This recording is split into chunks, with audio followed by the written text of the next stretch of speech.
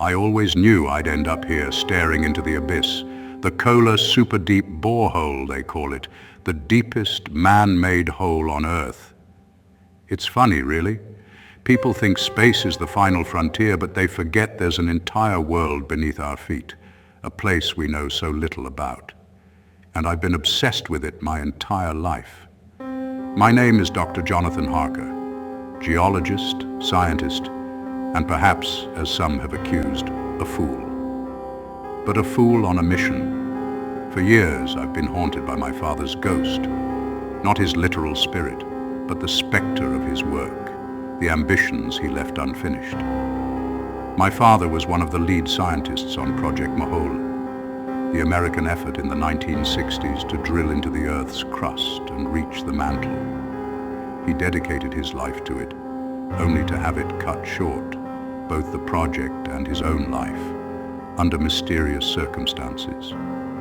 I grew up with his journals, his maps, his notes scattered around the house like relics of a lost civilization. I watched my father slowly unravel as he dug deeper into his obsession. He always spoke of the mantle as if it were a forbidden fruit, a place where answers to the great mysteries of the earth lay buried. But his work was never completed. The funding ran out, the project was abandoned, and my father, he never spoke of it again. Not until his last days, when he whispered things I've tried to forget but never could. "There's something down there, Jonathan," he'd say, eyes wide and hollow, something waiting. And so here I am, standing at the edge of the world's deepest borehole, ready to pick up where he left off. It's 2024 now, and the world has changed in ways he could never have imagined. We've got technology that could make his old drilling equipment look like a child's toy. But the questions remain the same. What's down there? What did he think he found? What was he so afraid of? Our mission is clear. Drill deeper than ever before, reach the mantle, and uncover the secrets that have eluded mankind for centuries. It's a multinational effort, funded by various governments and private interests. A team of the best and brightest has been assembled. Geologists, engineers, biologists, and even a few military personnel for security. Why military? They never told us, but I have my suspicions. We set up our base camp near the original site of the Kola borehole in Russia, a desolate, frozen wasteland that feels more like the end of the world than a beginning. The Arctic wind howls like a living thing, and the ground trembles beneath us as if trying to warn us away. But I've come too far to turn back now. The drilling begins at dawn, a coordinated dance of machinery and manpower. The new rig, designed by the best engineers in the world, is a marvel of modern technology, capable of drilling faster and deeper than anything ever before. As I watch the massive drill descend into the borehole, I feel a strange mix of excitement and dread. It's as if a part of me knows we're about to cross a line that should never have been crossed. I tell myself it's just nerves, but I can't shake the feeling that something is waiting for us down there, just like my father said. I've seen the data from the preliminary scans, strange readings that defy explanation, variations in temperature, seismic activity that doesn't align with any known fault lines, and sounds that no one can quite explain. Some of the crew laugh it off as geological noise, but I've heard them too. Faint, almost imperceptible, like whispers rising from the depths of the earth. Dr. Harker. A voice breaks me from my thoughts. It's Elena Petrov, our lead engineer. She's a sharp woman, no nonsense, and fiercely intelligent. We're ready to begin the first descent. Are you coming? I nod, trying to push away the unease that settled in my chest. Of course, I say. Let's get started. As I step closer to the borehole, I feel a rush of cold air rising from the depths, a chill that cuts through my coat and settles into my bones. I pause just for a moment, staring into the darkness below. For a brief second, I think I hear it again. a faint, distant whisper, almost like a voice calling my name. I shake my head and force myself to move forward. There's no turning back now. We're about to plunge into the unknown, and I can't help but wonder if I'm chasing answers or if I'm running straight into a nightmare. The first day of drilling goes smoothly. The new rig slices through the earth with a precision that's almost surgical. I watch from the command center, eyes glued to the monitor as we descend deeper and deeper. The data streams in, rock samples, temperature readings, pressure levels, all within expected ranges. I feel a flicker of relief. Maybe my fears were unfounded after all. But then, as we pass the depth reached by the Soviets decades ago, something changes. The readings begin to shift, ever so slightly. The temperature spikes in brief, erratic bursts, and the sound sensors pick up faint, low-frequency noises that shouldn't be there. I lean closer to the monitor, frowning. "Is anyone else seeing this?" I ask, my voice tense. Eleanor looks over my shoulder and nods, her expression unreadable. Could be a fault line we didn't detect, She says, but I can tell she doesn't believe it any more than I do. Hours pass and the anomalies continue. The deeper we go, the stranger the data becomes. I start to notice a pattern in the noises, a rhythmic pulsing almost like a heartbeat. It's faint, barely detectable, but it's there. I try to bring it up to the team, but they're too focused on the technical aspects, too busy celebrating our progress. By nightfall, we've drilled farther than anyone ever has before. The air in the command center feels electric with anticipation. I should be thrilled. I should be proud. But all I feel is a creeping sense of dread, a gnawing feeling that we're digging into something that should have stayed buried. I retire to my quarters, unable to shake the feeling. I take out my father's journal, thumbing through the brittle pages, looking for something, anything that might explain the whispers in the dark. I find a passage, scrawled in his messy handwriting. There's something down there, something alive, or was alive. They'll never let me say what I've seen, but I know, and it knows I know. I close the journal, my heart pounding. I don't know what he meant, but I'm beginning to fear I'm about to find out. As I lie down, I hear it again, faint but clear, a whisper, rising from the depths, calling my name. The whispers don't stop. They follow me into my dreams, where they become something more, something worse. I see shadows moving through a dark, endless void. I see a light flickering far below, like a candle about to be snuffed out. And I hear my father's voice, clearer than I've heard it in years, calling to me from the depths. "Jonathan, you shouldn't have come." I wake up in a cold sweat, my heart racing. I sit up, trying to catch my breath. The room is dark, but outside I hear the steady hum of the drilling rig echoing through the night. I glance at the clock. 3:17 a.m. I reach for the lamp, the small light piercing the darkness of my cabin. I can't shake the feeling that something is terribly wrong. I get up, throw on my coat, and step outside. The Arctic air bites at my face, and I pull the collar up against the cold.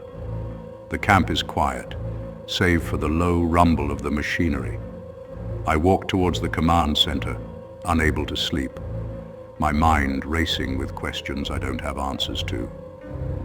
Inside, I find Elena still at her station, her eyes fixed on the monitors.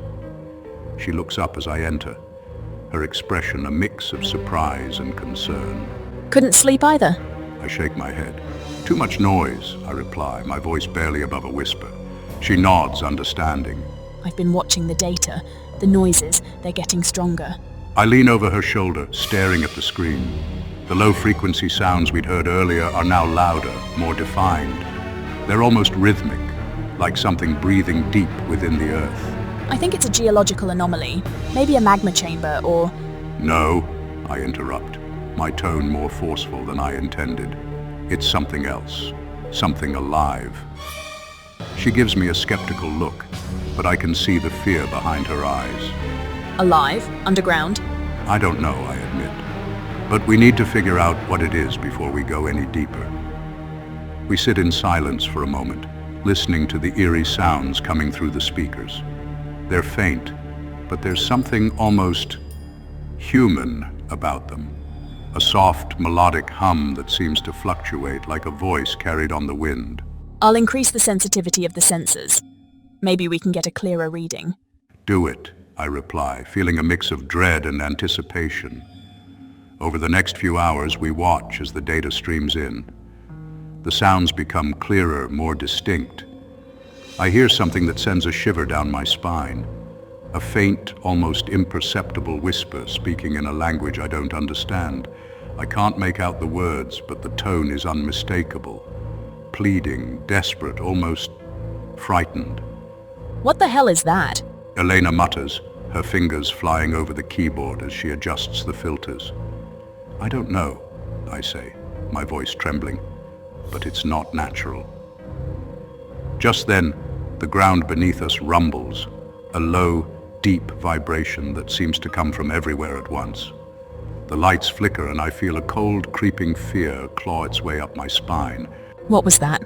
Elena asks, her voice tight with panic. I shake my head, trying to stay calm. I don't know, but I think we just hit something.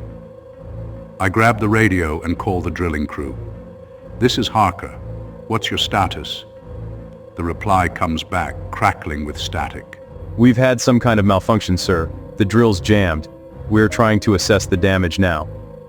I feel my heart sink. What do you mean, jammed? It's hard to explain, the voice replies. It's like we hit something that shouldn't be there. I exchange a look with Elena. We're coming down, I say into the radio. We make our way to the drilling site, the cold night air stinging our faces. As we approach, I see the crew gathered around the rig, their faces illuminated by the harsh artificial lights. The drill is silent now, and I can see a look of confusion and fear on their faces. What's going on? I ask as we arrive. The crew chief, a burly man named Reynolds, looks up, wiping sweat from his brow despite the cold. We were drilling fine, making good progress, and then, bam, the drill just stopped, like it hit a wall. A wall? I repeat, frowning. What kind of wall?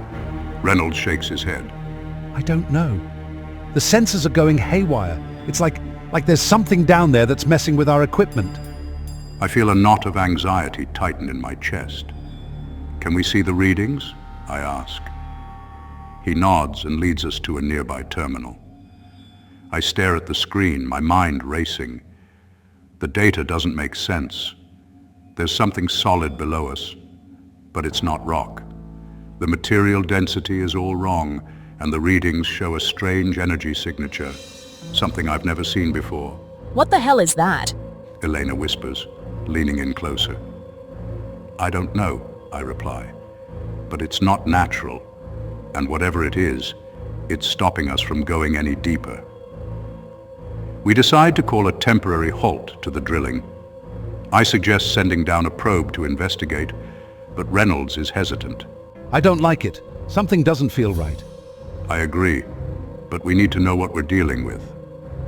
We prepare the probe, a small robotic device equipped with cameras, sensors, and lights. As it descends into the darkness of the borehole, I can't shake the feeling that we're on the edge of something terrible.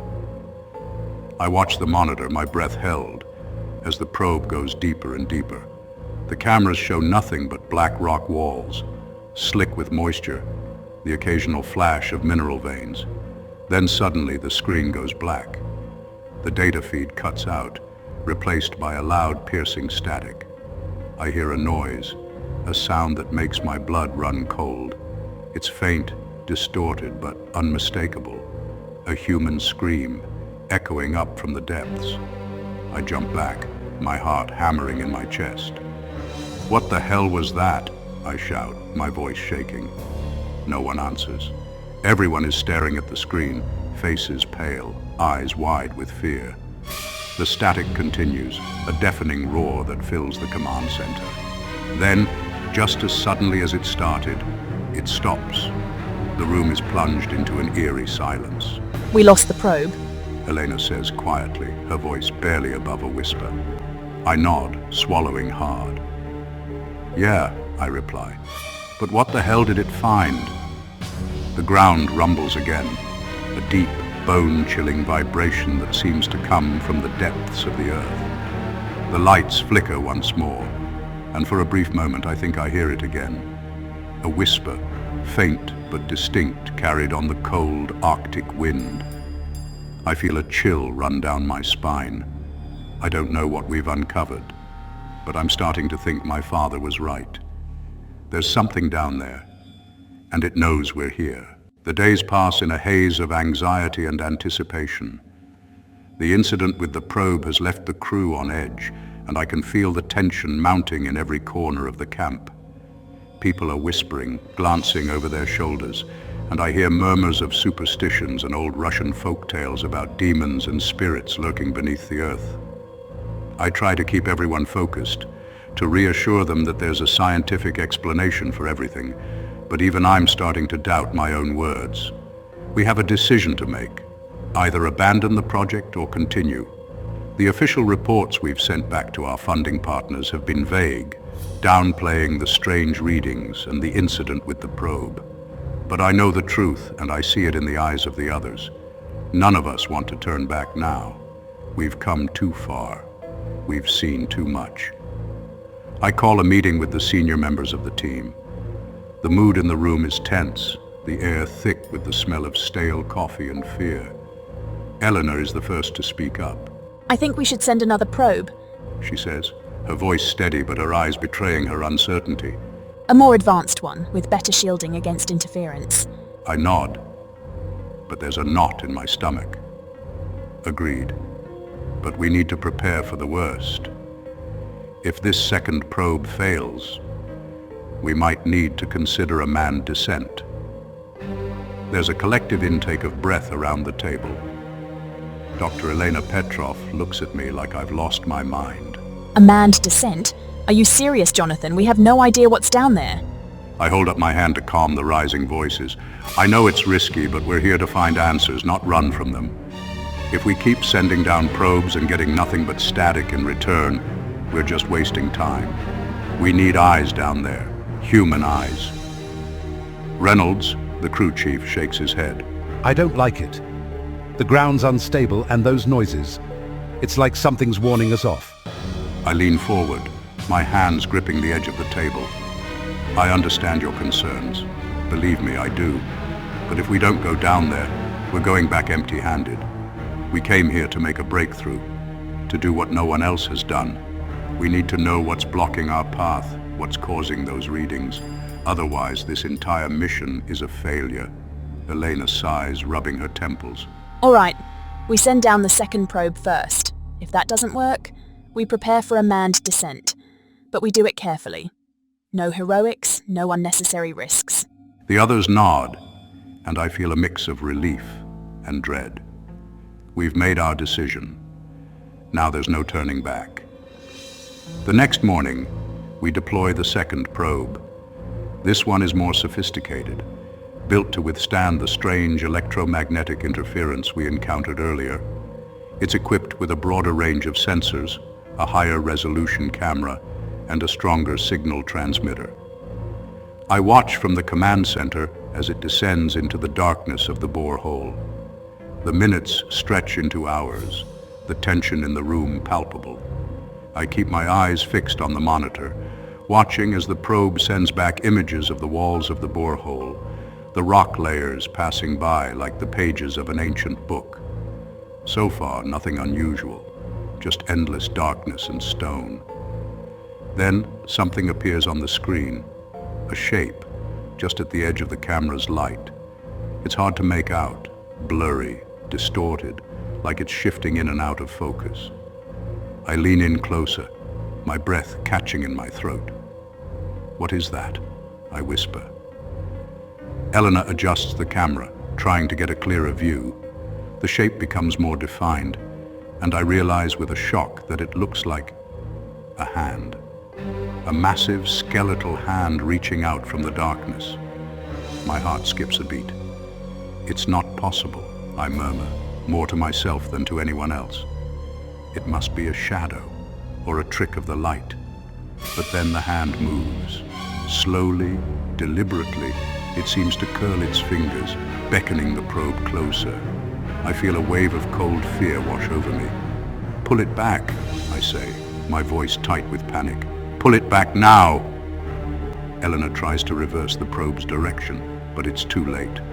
The camera feed begins to flicker, the screen filling with static once again. The last image we see is the hand closing around the probe. And then, nothing. Just darkness. For a moment, no one speaks. The silence in the room is suffocating. Finally, Reynolds breaks it. What the hell was that? I shake my head, struggling to find my voice. I don't know. But I think it's time we went down there ourselves. The next day, we begin preparations for the manned descent. I volunteer to go, of course. I can't ask anyone else to take a risk I'm not willing to take myself. Elena insists on coming too, despite her earlier reservations. I need to see this with my own eyes. She tells me, her expression resolute. We suit up in our specialized gear, designed to protect against the intense pressure and temperatures below. The descent capsule is a small, reinforced chamber, just big enough for two. It's claustrophobic, but I push the fear from my mind. I've waited my whole life for this moment, to follow in my father's footsteps, to go deeper than he ever could. As the capsule begins to lower us into the borehole, I feel a mix of excitement and terror. The darkness closes in around us, the only sound the mechanical hum of the winch above. Elena sits across from me, her face pale but determined. I force myself to breathe slowly, to stay calm. The descent is slow, agonizingly so. We pass the point where the second probe was lost, and I feel a shiver run down my spine. I stare at the camera monitor, waiting for the first sign of whatever it was we saw. But there's nothing, just the endless rock walls passing by, slick with moisture and stained with minerals. Then, without warning, the capsule lurches violently to one side. I grab onto the handles, my heart racing. What was that? I ask, trying to keep my voice steady. Elena checks the instruments. I don't know, there's some kind of magnetic interference. It's throwing off our guidance system. I swallow hard, trying to steady my nerves. Can we keep going? She nods, adjusting the controls. We're still on course, but we need to be careful. We continue our descent, but the interference only grows stronger. The lights flicker, and I hear that sound again. The low rhythmic pulsing, like a heartbeat deep within the earth. I feel it in my chest, vibrating through the metal walls of the capsule. Suddenly the capsule shudders again, more violently this time. The lights go out completely, plunging us into total darkness. I hear Elena curse under her breath, and I feel a surge of panic rising in my throat. Elena, I whisper, what's happening? She fumbles with the controls, her breathing ragged. I don't know. I think we're being pulled. Pulled? I repeat, my voice trembling. Pulled by what? Before she can answer, the capsule jerks again, and I feel a sudden sickening drop. We're falling, free-falling through the darkness. I grip the handles tighter, my knuckles white as a scream builds in my throat. But then, just as suddenly, we stop. The capsule comes to a jarring halt, and I'm thrown forward, the harness cutting into my shoulders. I gasp for breath, my heart hammering in my chest. Elena, I call out, my voice shaking. I'm here. I think we've landed. Landed where? I ask. But even as I say it, I know the answer. We've reached the cavern, the place where the probe disappeared, the place where the hand was. I take a deep breath and switch on the external lights. The darkness outside is absolute, but slowly the lights begin to pierce it, revealing something.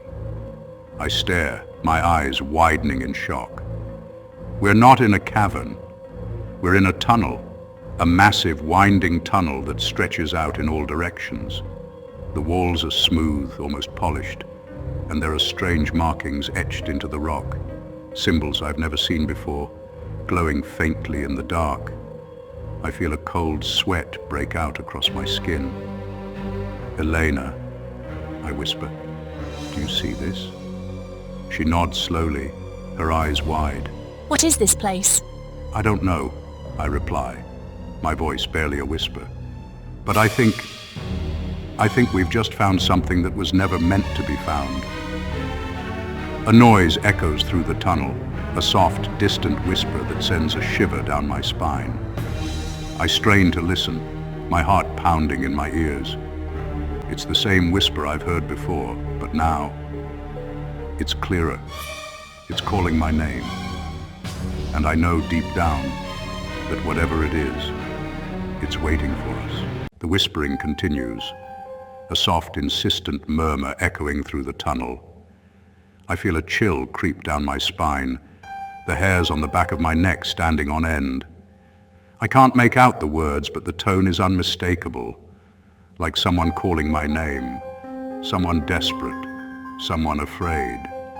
"Elena," I whisper, my voice trembling, "do you hear that?" She nods, her face pale in the dim light. I hear it. But it can't be. It sounds like it's coming from everywhere. I strain to listen, my pulse pounding in my ears. The whisper seems to move, shifting from one direction to another, always just out of reach. It's maddening, like trying to catch smoke with your bare hands. I turn in the cramped capsule, my eyes searching the darkness beyond the thin beams of our lights. "Elena," I say, "we need to get out and see what's here. We're not going to learn anything just sitting in this capsule." She hesitates, glancing at the glowing symbols on the walls. Are you sure we don't know what's out there? "We're not going to find out by staying in here," I say, trying to steady my voice. "We came here for answers and they're not going to come to us." She takes a deep breath, nodding. All right, but we stick together and we stay close to the capsule. We have no idea what's down here. We open the hatch, and the cold, stale air rushes in, carrying with it the scent of damp earth and something else, something faintly metallic like blood. I feel a wave of nausea, but force it down. We climb out, our boots crunching on the rough, uneven ground. The tunnel is vast, much larger than I imagined, the walls stretching up into the darkness beyond the reach of our lights. We move cautiously, the beams of our flashlights cutting through the darkness. The symbols on the walls seem to glow brighter as we approach, casting an eerie, flickering light. I can't make out their meaning, but they seem old, ancient, far older than anything I've seen before. What do you think they are? Elena asks, her voice hushed. I shake my head. I don't know, but they look intentional, like they were carved here for a reason. We move deeper into the tunnel, the air growing colder with each step. The whispering grows louder, more distinct. I can almost make out words now, though they're in a language I don't recognize. My heart races, and I feel a strange pull, like something is drawing me further into the darkness. "Elena, do you feel that?" I ask, my voice shaking. She agrees, her eyes wide. It's like it's calling us. I swallow hard, forcing myself to keep moving. We round a bend in the tunnel, and suddenly the whispering stops. The silence is deafening, pressing in around us like a physical weight. I can hear my own breathing, ragged and uneven, the sound of my heartbeat pounding in my ears. And then I see it. At the end of the tunnel, illuminated by a faint, unnatural light, stands a figure. It's tall, impossibly so, its form shrouded in darkness. I can't see its face, but I feel its eyes on me, watching, waiting. "Elena," I whisper, my voice barely a breath. "Do you see that?" What is that? "I don't know," I reply, my voice cracking, "but it's not human." We stand frozen, staring at the figure, It doesn't move, doesn't speak. It just stands there like a shadow cast by some unseen light. I feel a surge of fear, my instincts screaming at me to run, to get out. But I can't move, can't look away, and then it takes a step forward. I feel a rush of cold air and the whispering begins again, louder this time, more urgent. The figure moves slowly, deliberately, its footsteps echoing in the silence. I feel a primal terror rise within me, a deep instinctive fear that tells me whatever this thing is, it's not from this world. Elena, I say, my voice trembling, we need to go, now. She doesn't move, her eyes wide with fear. I can't move. I grab her arm, trying to pull her back toward the capsule. Elena, we have to go, come on. But she's frozen, staring at the figure as it moves closer. I can see it more clearly now, its form shifting and changing, like smoke caught in a draft. Its face is hidden, but I feel its gaze piercing through me, cold and unfeeling. Elena! I shout, panic rising in my chest. Suddenly the figure stops. It tilts its head as if listening to something only it can hear. The whispering grows louder, almost deafening, and I feel a pressure building in my head, a sharp, stabbing pain. I clutch my temples, trying to block it out, but it's everywhere inside my mind, crawling through my thoughts. I hear Elena scream, a high, piercing sound that cuts through the air. I turn and she's on the ground clutching her head, her face contorted in pain. Make it stop! Make it stop! I drop to my knees beside her, my heart pounding. Elena, hold on, I say, my voice shaking. Just hold on. But then the figure speaks. Its voice is like 1,000 voices layered on top of one another, speaking in a language I don't understand. The words are guttural, harsh, filled with a strange, inhuman resonance. I feel the air vibrate with the force of its speech, my skin prickling with cold. I look up at the figure, my fear momentarily forgotten in my confusion. What are you? I ask, my voice trembling. The figure tilts its head again, and for a moment I think I see something behind its shadowy form, something bright, something alive. It doesn't answer my question. Instead, it raises one long skeletal hand and points at me. The whispering stops, replaced by a deep, rumbling growl that seems to come from the very walls themselves. The air grows thick, heavy, and I feel a crushing weight on my chest, like something is squeezing the life out of me. Elena! I shout, reaching for her, but she's already slipping away, her eyes rolling back in her head, her body convulsing. No! I scream, trying to grab hold of her, but my hands pass through her like she's made of smoke. I feel a wave of panic, a deep, overwhelming fear that I'm losing her, that I'm losing myself. And then suddenly, it stops. The figure lowers its hand, and the pressure in the air dissipates. I gasp for breath, my heart racing, my hands trembling. I turn to look at Elena, and she's lying on the ground, still and silent, her eyes closed. I reach for her, my hands shaking. Elena, I whisper. Elena, please, wake up. She doesn't move. Her skin is cold, her breathing shallow. I feel tears welling in my eyes, a wave of helplessness crashing over me. The figure stands there, unmoving, watching. I feel its gaze on me, cold and empty, like it's waiting for something. I don't know what to do, what to say. I feel a deep, gnawing terror in my gut, but also a strange, inexplicable curiosity. What do you want? I ask, my voice barely a whisper. The figure tilts its head again, and I feel a wave of cold air wash over me.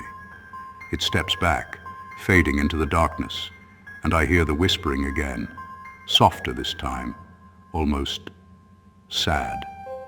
I look down at Elena, my heart breaking. I'm sorry, I whisper, tears streaming down my face. I'm so sorry. And then the whispering stops. The figure is gone, and the tunnel is silent once more. I'm alone, standing in the darkness, with only the sound of my own breathing and the faint, distant echoes of the screams still ringing in my ears. I don't know what I've just seen, what I've just experienced, but I know one thing for sure. We've crossed a line. We've awakened something that should have stayed buried, and I'm terrified of what comes next. I don't know how long I stand there paralyzed in the darkness. Minutes, maybe hours. Time seems to stretch, twist, and lose all meaning. The silence around me is heavy, suffocating, like a thick fog that has settled into my very bones. I keep looking down at Elena's still form, willing her to wake up, to move, to breathe. But she remains motionless, her skin pale and her lips slightly parted, as if caught in mid-sentence. I can't leave her. I won't leave her. But I know I need to get help. I take a deep breath, trying to steady myself, and turn back toward the capsule. I take a step, and then another, but my legs feel like lead, every movement heavy and deliberate. The air feels thicker, denser, as if the tunnel itself is pressing against me, resisting my every step. I finally reach the capsule and grab the radio, my hands shaking. I press the button, my voice barely a croak. This is Harker. I need assistance. Elena's down. Something's wrong. Static. Just a burst of white noise, sharp and loud, fills my ears, and I flinch, nearly dropping the radio. I try again, but the static continues, rising and falling like a living thing, like something breathing heavily into the microphone. Damn it! I shout, slamming the radio against the wall in frustration. The sound echoes through the tunnel, coming back to me distorted, twisted like a mocking laugh. I feel a cold sweat on my forehead, my heart pounding in my chest. I'm alone, trapped miles beneath the Earth's surface, with no way to call for help, and the darkness feels like it's closing in around me.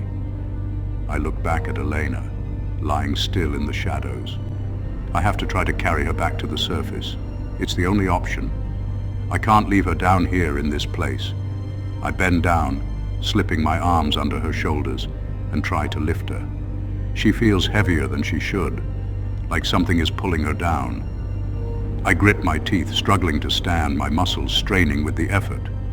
Come on, Elena, I mutter through gritted teeth. Just hang on. Just hang on. I manage to get her to her feet, but her head lolls to one side, her eyes half open, unfocused.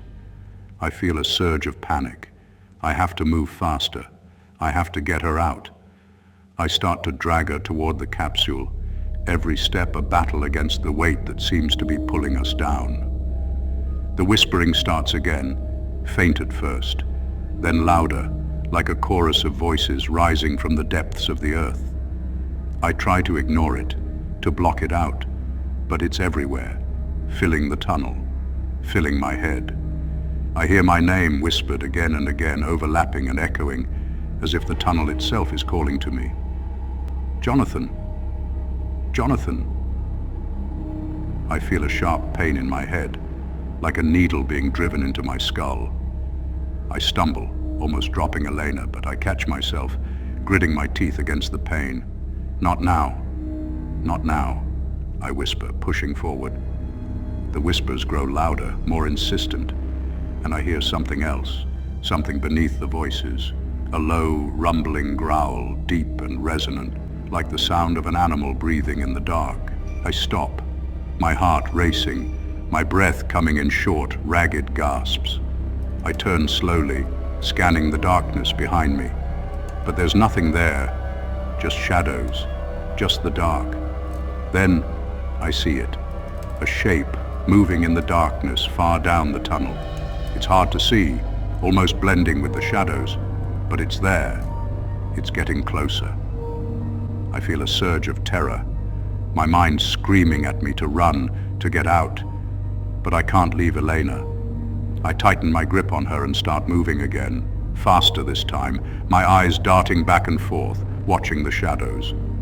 The shape gets closer and I hear it now, soft footsteps echoing in the tunnel. They're slow, deliberate, like someone or something is stalking us, taking its time, savoring the chase. I pick up the pace, dragging Elena behind me, my muscles burning with the effort. The footsteps grow louder, closer. I can hear breathing now, deep and heavy, like a great beast panting in the darkness. I feel a rush of adrenaline, my fear giving way to a kind of primal, desperate determination. I have to get us out. I have to survive. I won't die down here. I won't let it take us. I reach the capsule and fumble with the door, my hands slick with sweat, my fingers trembling. I glance over my shoulder and I see it. The shape, closer now, almost at the edge of the light. It's tall, impossibly tall, and its form seems to shift and change with every step, like smoke caught in a wind. I wrench the door open and pull Elena inside, slamming it shut behind us. I lock it, my breath coming in short, panicked gasps. I can hear my heartbeat in my ears, feel the blood rushing through my veins. I collapse against the wall, holding Elena close, listening to the silence outside.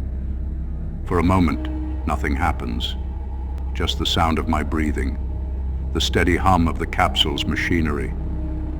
Then the footsteps stop. The whispering starts again, soft, insistent, right outside the door. I press my ear against the cold metal, straining to listen. It's saying something, a single word repeated over and over. Open. Open. I pull back, my heart racing. It wants me to open the door. It wants to come in. I feel a wave of panic. I glance at Elena. Her face still pale, her eyes closed. I have to think. I have to find a way out. I check the controls, my hands moving frantically over the panel. The capsule isn't responding. The controls are dead. The systems are down. No, no, no, I mutter, slamming my fist against the panel. Come on, damn it, work. The whispering grows louder, more insistent. Open, open. I press my back against the door, my mind racing. I have to think. I have to... A loud metallic bang echoes through the capsule, and I jump, my heart skipping a beat. Something is hitting the door, hard, over and over. The metal groans under the impact, the entire capsule shaking. I grab the radio again, desperately trying to get through. This is Harker. We need help. We're under attack. Repeat, we're under... The radio crackles and a voice comes through, faint and distorted. Harker, you have to leave. Get out. It's not safe. Who is this? I shout, my voice frantic. Who the hell is this?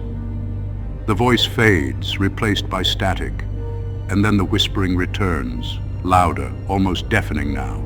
Open, open. The banging on the door gets louder, more violent, and I feel the metal buckling under the force.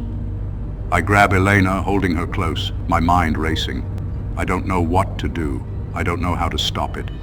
Then everything goes quiet. The whispering stops. The banging stops. The air is still, the silence heavy and oppressive. I hold my breath, waiting, listening, my heart pounding in my chest. And then I hear it, a soft, faint click like a lock turning. I feel my stomach drop. I turn slowly, my eyes wide, staring at the door. It's unlocked. No, I whisper, my voice shaking. No, no, no. The door creaks open, just a crack, and a cold breeze rushes in, carrying with it the scent of earth and something else. Something rotten, something dead. I see a hand, skeletal, pale, with long, thin fingers, reaching through the gap, pushing the door open wider. I scream, grabbing the door and slamming it shut with all my strength, throwing the lock back into place. The whispering resumes, angry now, frantic, and the banging starts again, harder than before. I hold the door shut, my body pressed against it, tears streaming down my face. Go away, I shout, leave us alone. The banging continues, and I feel the door shaking, the hinges straining. I don't know how long I can hold it. I don't know how long. Suddenly the whispering stops again. The banging stops. The air is still, silent. I wait, my heart pounding, my breath coming in short, ragged gasps. I listen, straining to hear anything. Then a voice, soft and clear, comes from the other side of the door. It's not a whisper this time. It's a voice I know. Jonathan, open the door, son, it's me. I freeze, my blood running cold. It's my father's voice.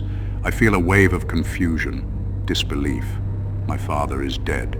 He's been dead for years, but the voice is so clear, so familiar. Jonathan, please open the door, I need to see you. I close my eyes, my hands trembling. No, I whisper. No, you're not real. You're not real. Jonathan, please. The voice says, and it sounds so sad, so lonely. I've been waiting for you. I need to tell you, I need to show you. I feel tears on my cheeks, my heart breaking. Dad? I whisper, my voice shaking. Is it really you? There's a pause, and then the voice says, Yes, son, it's me. Open the door. I hesitate, my hand hovering over the lock. I want to believe it. I want to believe it so badly, but I know, deep down I know, it's a lie. I take a deep breath, pulling my hand away from the door. No, I say, my voice stronger this time. You're not my father. You're not real. The whispering returns louder, more frantic, and the banging resumes with a violent fury. I brace myself against the door, holding it shut with all my strength. And then, just as suddenly as it began, it stops. The whispering fades, the banging ceases, and the air is still once more. I listen, my heart pounding, my breath coming in ragged gasps. I don't know what just happened, but I know one thing. Whatever is out there, it's not done with me yet. And I'm terrified of what comes next. I don't know how long I sit there, pressed against the door, my body trembling with exhaustion and fear. The silence around me feels like a physical weight, heavy and oppressive, and my mind is a blur of thoughts and images I can't quite make sense of. My father's voice still echoes in my head, a haunting melody that plays over and over again, pulling me toward a place I don't want to go. I need to think. I need to figure out what's happening, why this is happening. I turn and look at Elena, still lying unconscious on the floor of the capsule. Her face is pale, her breathing shallow but steady. I feel a surge of relief. She's alive. I haven't lost her yet. But I know we can't stay here. Whatever is out there, it's only a matter of time before it comes back. I need to get her to safety, but the capsule is useless now. The controls are dead, the systems are down, and there's no way to contact the surface. I glance around, my eyes landing on the old access hatch near the floor. It's a tight fit, but it leads to the lower maintenance levels, where there might still be a way to communicate with the outside. It's a long shot, but it's the only chance we have. I crouch down, prying the hatch open with my fingers, the metal creaking in protest. I feel a rush of cold air from below, the scent of damp earth and rust. I take a deep breath, steeling myself. All right, Elena, I whisper. I'm getting us out of here. I lift her carefully, trying not to jostle her too much, and begin lowering her through the hatch. It's a slow, painstaking process, but finally she's through, and I follow, climbing down the narrow ladder into the darkness below. The lower level is cramped, claustrophobic. The ceiling is low and the air is thick with dust and the smell of old machinery. I fumble for my flashlight, switching it on, the beam cutting through the gloom. The walls are lined with pipes and cables, some of them corroded and leaking, dripping water that forms small puddles on the floor. I hear a faint sound in the distance, a rhythmic tapping like metal on metal. I freeze, listening. It's coming from somewhere ahead, down a long, narrow corridor. I feel a knot tighten in my stomach, but I push the fear aside. I have to keep moving. I have to find a way out. I drag Elena down the corridor, my flashlight flickering in and out. The tapping grows louder, more insistent, like something is moving toward us. I feel a cold sweat on my skin, my pulse quickening. And then I see it. A door, half hidden behind a cluster of pipes, with an old faded sign above it written in Russian. I can't read it, but I recognize the symbol below, a red circular emblem with a skull and crossbones. Danger.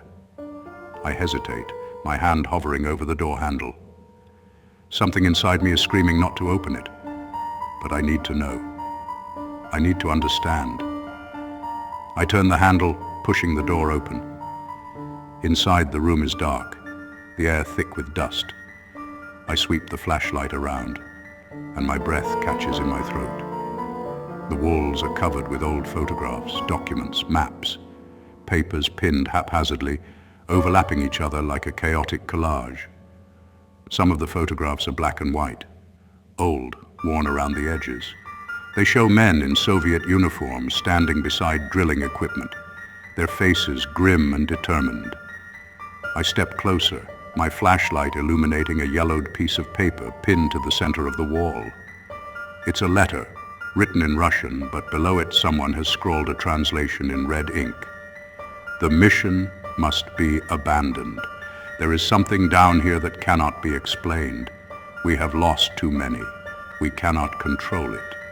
We must not go further. We must seal the hole. I feel a chill run down my spine. The letter is dated June 1983, the year after the Kola super deep borehole was temporarily shut down for maintenance. I realize now that was a lie. They weren't maintaining anything. They were trying to keep something out, or keep it in. I move to another section of the wall. There's a map, hand-drawn, showing the borehole and a network of tunnels extending deep into the earth. Some of the tunnels are crossed out in red, others circled. Next to the map, there's a photograph of a man, his face half in shadow. I recognize him instantly. My father. I reach out, my hand trembling, and pull the photograph from the wall. His eyes stare back at me, intense, filled with a fear I never noticed before. There's something written on the back, a note in his handwriting. Jonathan, if you find this, leave. Leave and never come back. There is nothing for you here but death. I feel tears sting my eyes, a surge of anger and sorrow. Why didn't he tell me? Why didn't he warn me? But I know why. He couldn't. And now it's too late. I hear the tapping again, closer now, louder.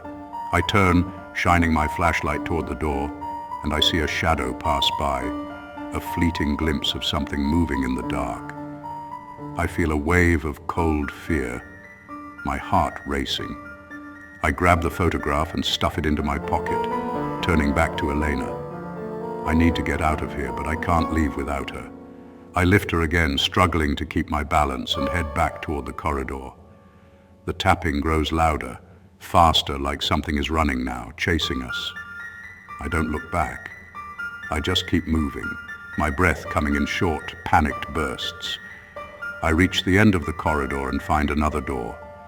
I push it open and we emerge into a larger chamber, filled with old equipment, generators, electrical panels, and rows of monitors covered in dust. I see a control panel on the far wall and my heart leaps with hope. It looks like an old communication system, maybe even linked to the surface. I set Elena down carefully and rush over, brushing away the dust, flipping switches, trying to get it to work. For a moment, nothing happens. I feel a surge of despair. But then, a crackling sound fills the air, and a light blinks on the panel. I grab the microphone, pressing the button. "This is Dr. Jonathan Harker," I say, my voice shaking. "If anyone can hear me, we need help. We're trapped below. Something is down here with us. Please respond." The radio crackles with static, and then a voice comes through. Harker, this is base camp. What's your status? I feel a wave of relief. We're alive, but barely. Elena is unconscious and something is down here. We need an extraction now. Copy that. The voice replies. We're sending a team down, but it will take time. Stay where you are and keep the line open. I nod, even though they can't see me. Understood. Just hurry. I turn back to Elena, kneeling beside her. Hold on, Elena, I whisper. Help is coming. But deep down, I know it's not over. Not yet. I hear a noise behind me, a soft, slithering sound, like something dragging itself across the floor. I turn slowly, my flashlight beam cutting through the darkness. At the edge of the light, I see them. Eyes. Dozens of eyes, glowing faintly, staring at me from the shadows. I feel my breath catch in my throat. The whispering begins again, soft, melodic, almost like a lullaby. The eyes blink in unison and I hear a voice, deep and resonant, echoing through the chamber. Jonathan, It says, and it's my father's voice again. you shouldn't have come here. I feel my heart pounding in my chest, my hands trembling. Who? What are you? I whisper. The eyes blink again and the voice laughs, a low rumbling sound that seems to come from everywhere at once. We are what lies beneath. We are what was buried. And now, we are awake. I feel a surge of terror, but also something else. A strange, inexplicable curiosity. What do you want? I ask, my voice shaking. The voice pauses and then it says, We want you to listen. and then the whispering grows louder, filling my mind, my thoughts, my very soul. I feel myself slipping, falling, descending into a darkness deeper than any I've ever known. And I realize with a cold, sinking dread that I'm not sure I can find my way back. I'm falling, spiraling down into a darkness that seems to stretch on forever. The whispering is everywhere, wrapping around me like a cold, suffocating fog, filling my ears, my mind, my very soul. I try to focus, to hold on to something real, something solid, but it's like trying to grab smoke. My thoughts feel slippery, disjointed, and I can't remember how I got here or where I'm supposed to go. And then, suddenly, I'm standing in my childhood home. The transition is so abrupt that it takes me a moment to realize where I am. The walls around me are familiar, the smell of old books and coffee comforting. I'm in the living room, and I see my father's chair, his reading glasses on the side table, his old pipe resting in the ashtray. It's exactly as I remember it. Every detail perfect, down to the worn spot on the carpet where he always stood. Jonathan, I hear his voice, soft and gentle, coming from behind me. I turn, my heart racing, and there he is. My father, standing in the doorway, his face half in shadow. He looks just as he did before he died. Tall, thin, his hair gray and thinning, his eyes intense but kind.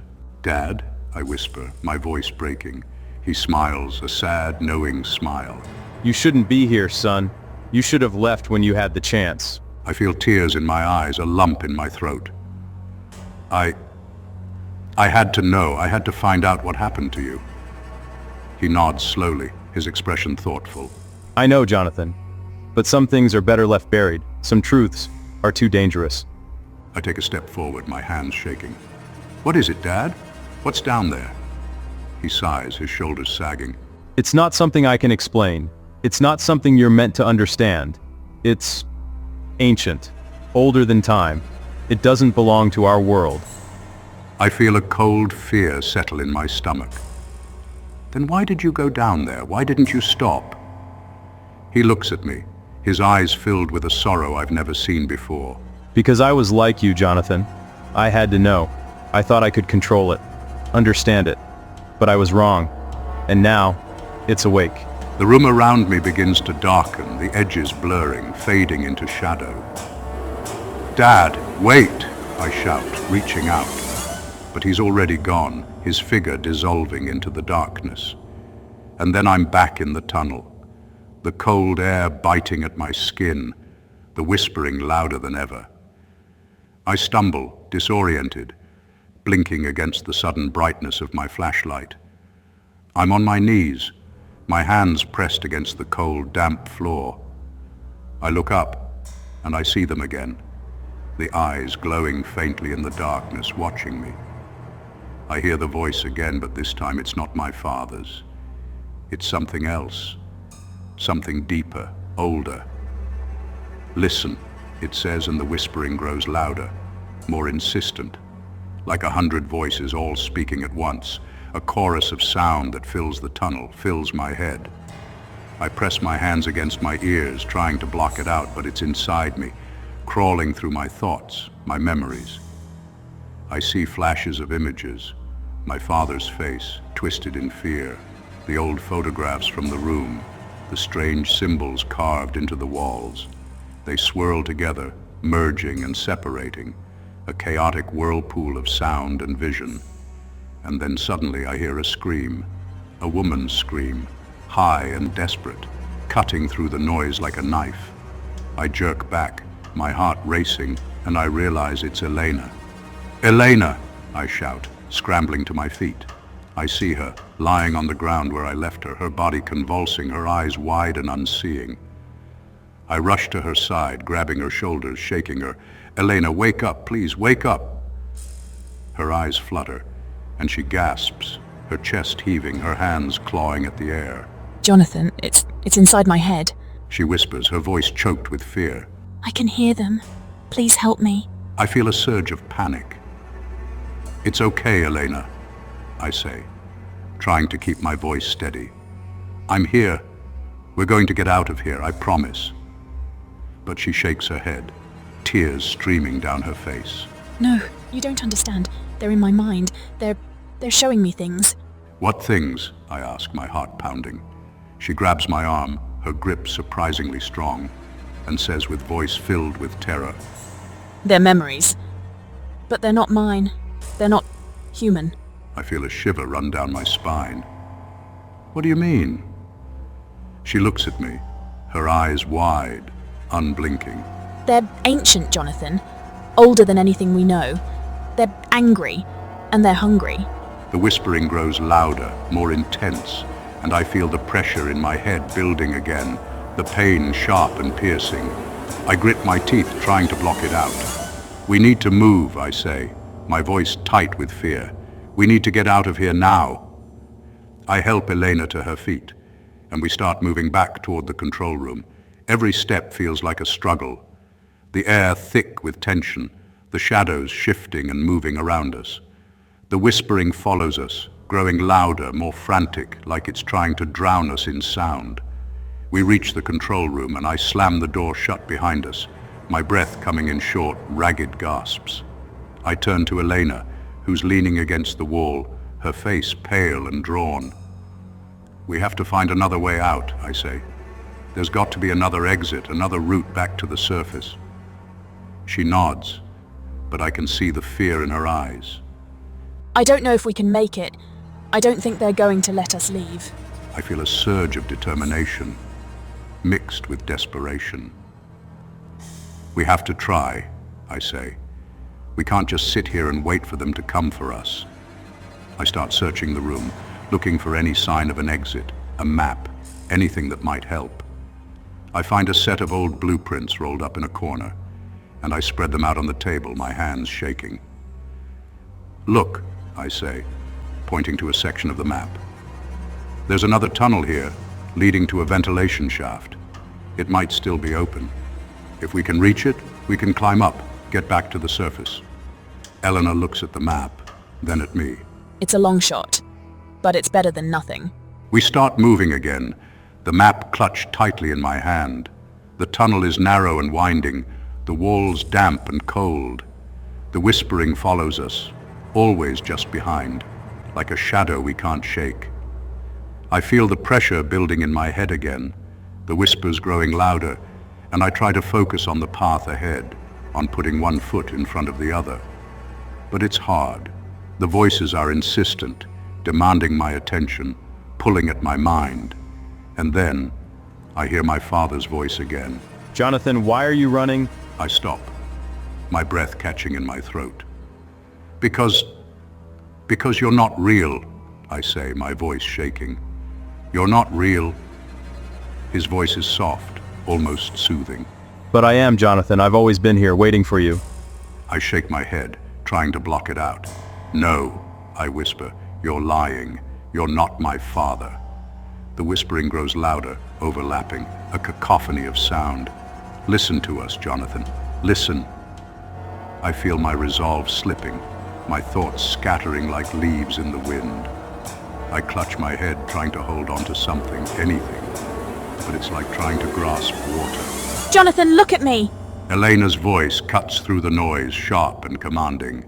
I turn to her and she grabs my face, forcing me to look into her eyes. Stay with me. Don't listen to them. They're trying to break you. I nod, taking a deep breath, forcing myself to focus. I'm here, I whisper. I'm here. We start moving again, faster this time, the whispering fading to a low hum in the background. We reach a fork in the tunnel, and I check the map, my hands trembling. This way, I say, pointing to the left. We turn the corner and I see it. The ventilation shaft, an old metal grate half hidden in the shadows. I feel a surge of hope. There, I shout, rushing forward, but then the whispering stops and the air grows still. I feel a cold breeze and the hairs on the back of my neck stand up. Elena, I whisper, my voice barely audible. She turns, her eyes wide, and I see the fear in them. What is it? I don't have to answer. I hear it. Footsteps, slow and deliberate, coming from the tunnel behind us. I feel a cold dread settle in my stomach. We're not alone. The footsteps echo in the tunnel, slow and measured, like someone or something taking its time. The sound is heavy, almost wet, like feet dragging through mud. I feel a cold sweat break out on my forehead, my heart pounding in my chest. Elena and I exchange a glance. Her face is pale, her eyes wide with fear. We have to move. Now. Elena, go! I shout, shoving her toward the ventilation shaft. She scrambles forward, pulling at the grate, her hands trembling. The metal is old, rusted, but it gives way with a loud creak. She looks back at me, her eyes pleading. Hurry, Jonathan. I turn to face the darkness behind us, my flashlight beam trembling as I try to steady it. The footsteps are closer now, and I catch a glimpse of something moving in the shadows. Something tall, hunched, its form shifting and flickering like it's made of smoke. I feel a wave of nausea, my head spinning. The whispers return louder this time, almost angry, like a chorus of voices overlapping, filling the tunnel with a low guttural chant. I can't make out the words, but they're in my head, crawling through my thoughts, scraping against my mind like nails on a chalkboard. I stagger back, clutching my head. No, stop. Jonathan, come on. Elena shouts, her voice pulling me back to reality. I shake my head, trying to clear my mind and turn to the shaft. I climb in after her, the metal cold and sharp against my skin. The shaft is narrow, and I feel the walls pressing in around me, but I keep moving, forcing myself forward. Behind me, the footsteps quicken, a wet, slapping sound echoing through the tunnel. I feel a rush of cold air, and then a voice, deep, resonant, filled with malice. Jonathan. It's not my father's voice this time, it's something else, something darker, something that makes my blood run cold. I don't look back. I just keep moving, crawling through the shaft, my breath coming in short, panicked bursts. Elena is ahead of me, moving as fast as she can, but I can see the fear in her eyes. The whispers are louder now, filling the narrow space with a low, droning hum. I feel the pressure in my head building again, the pain sharp and searing. We reach a junction in the shaft and Elena stops, panting, her hands shaking. Which way? She asks, her voice tight with fear. I glance at the map, my vision blurring. Left, I say, hoping I'm right. It should lead to the main access tunnel. From there we can... A loud metallic bang echoes through the shaft, and I feel the metal beneath us vibrate. The sound is deafening, like something heavy crashing against the walls. I feel a rush of panic. It's getting closer. Go! I shout, pushing Elena forward. Keep moving! We crawl faster, the shaft twisting and turning, the walls slick with moisture.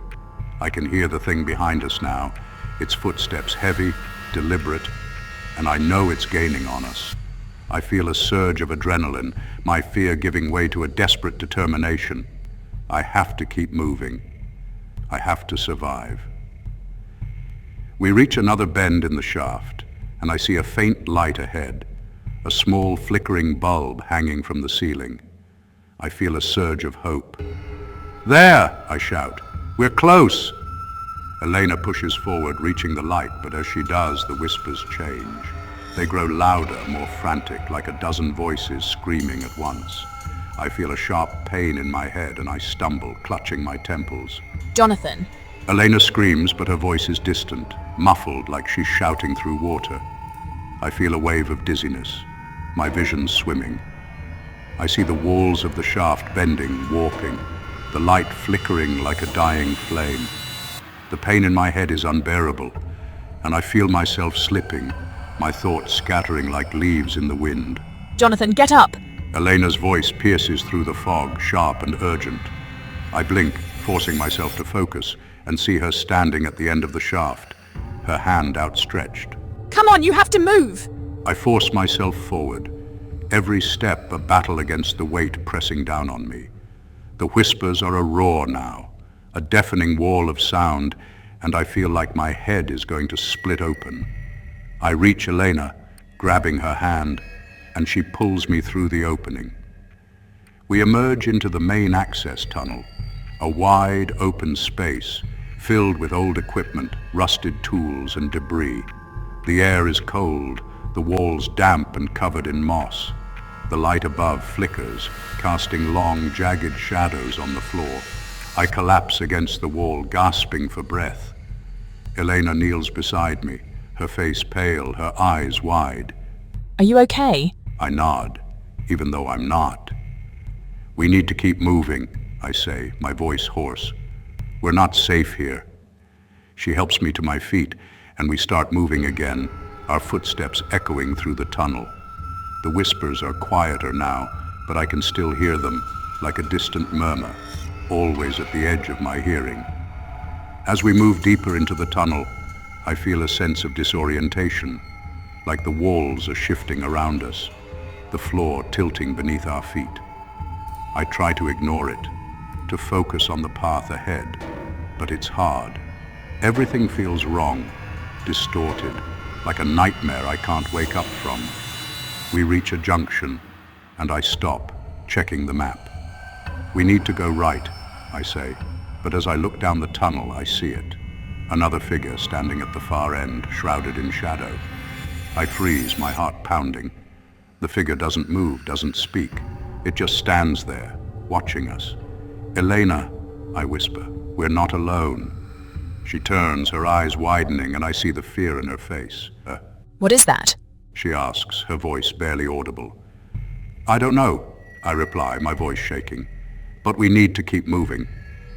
We turn and head down the left passage, but I feel the figure's gaze on us, cold and unyielding. I glance back and it's still there, just a silhouette against the dim light, but somehow closer now. "Faster," I urge Elena. "We have to move faster." We break into a run, the tunnel narrowing around us, the walls seeming to close in. The air grows colder, the whispers louder, and I feel a strange pressure in my chest, like something is squeezing the breath out of me. And then the ground shakes. I stumble, almost falling, and the lights flicker, the shadows dancing wildly on the walls. I hear a rumbling sound, deep and resonant, like the earth itself is groaning. The ground trembles beneath us, and I feel a surge of panic.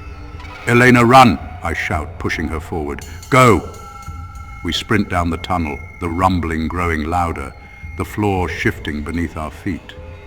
I hear a cracking sound above, and I look up just in time to see a section of the ceiling collapse, a shower of rocks and dust filling the air. I grab Elena, pulling her to the side as the debris crashes down behind us. We duck into a small alcove, pressing ourselves against the wall as the tunnel shakes and groans, the noise deafening. When it finally stops, the air is thick with dust, and I'm coughing, my lungs burning. I glance back, and the tunnel is blocked, the way we came buried under a pile of rubble. We're trapped. Elena whispers, her voice filled with dread. I shake my head, my mind racing. No, there has to be another way. There's always another way. I check the map again, my hands shaking. There's a narrow passage to the right, almost hidden behind the debris. It's not on the original plans, but it looks like it leads deeper underground. I feel a knot of fear in my stomach, but I push it down. We go that way, I say, pointing. It might lead to another exit. Elena hesitates, her face pale. Are you sure? No, I admit, but it's the only chance we have. We start moving again, slipping through the narrow passage. The walls close around us.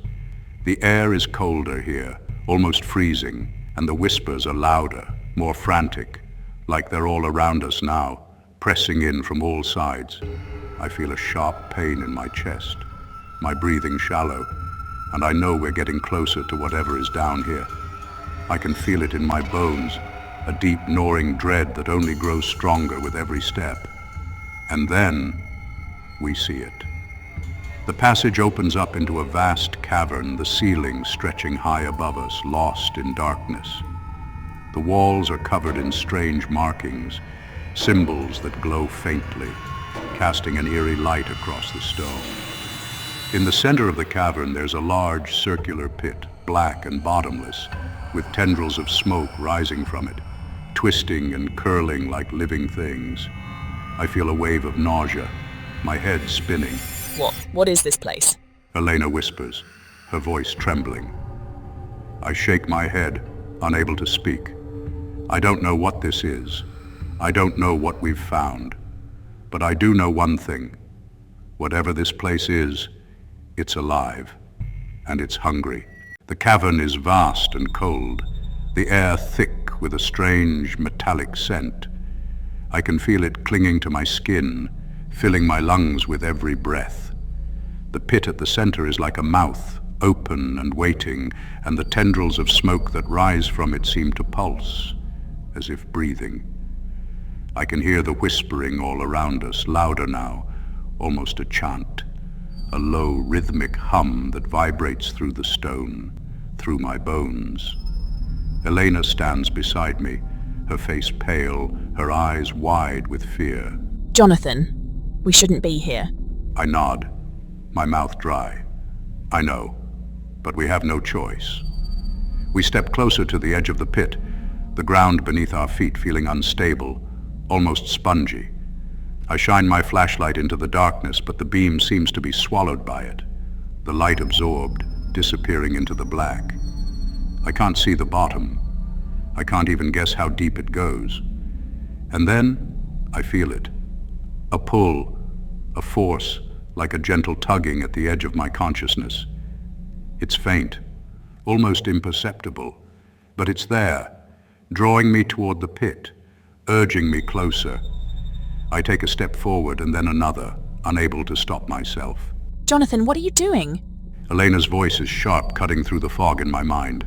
I blink, shaking my head, and realize I'm standing right at the edge, my toes inches from the drop.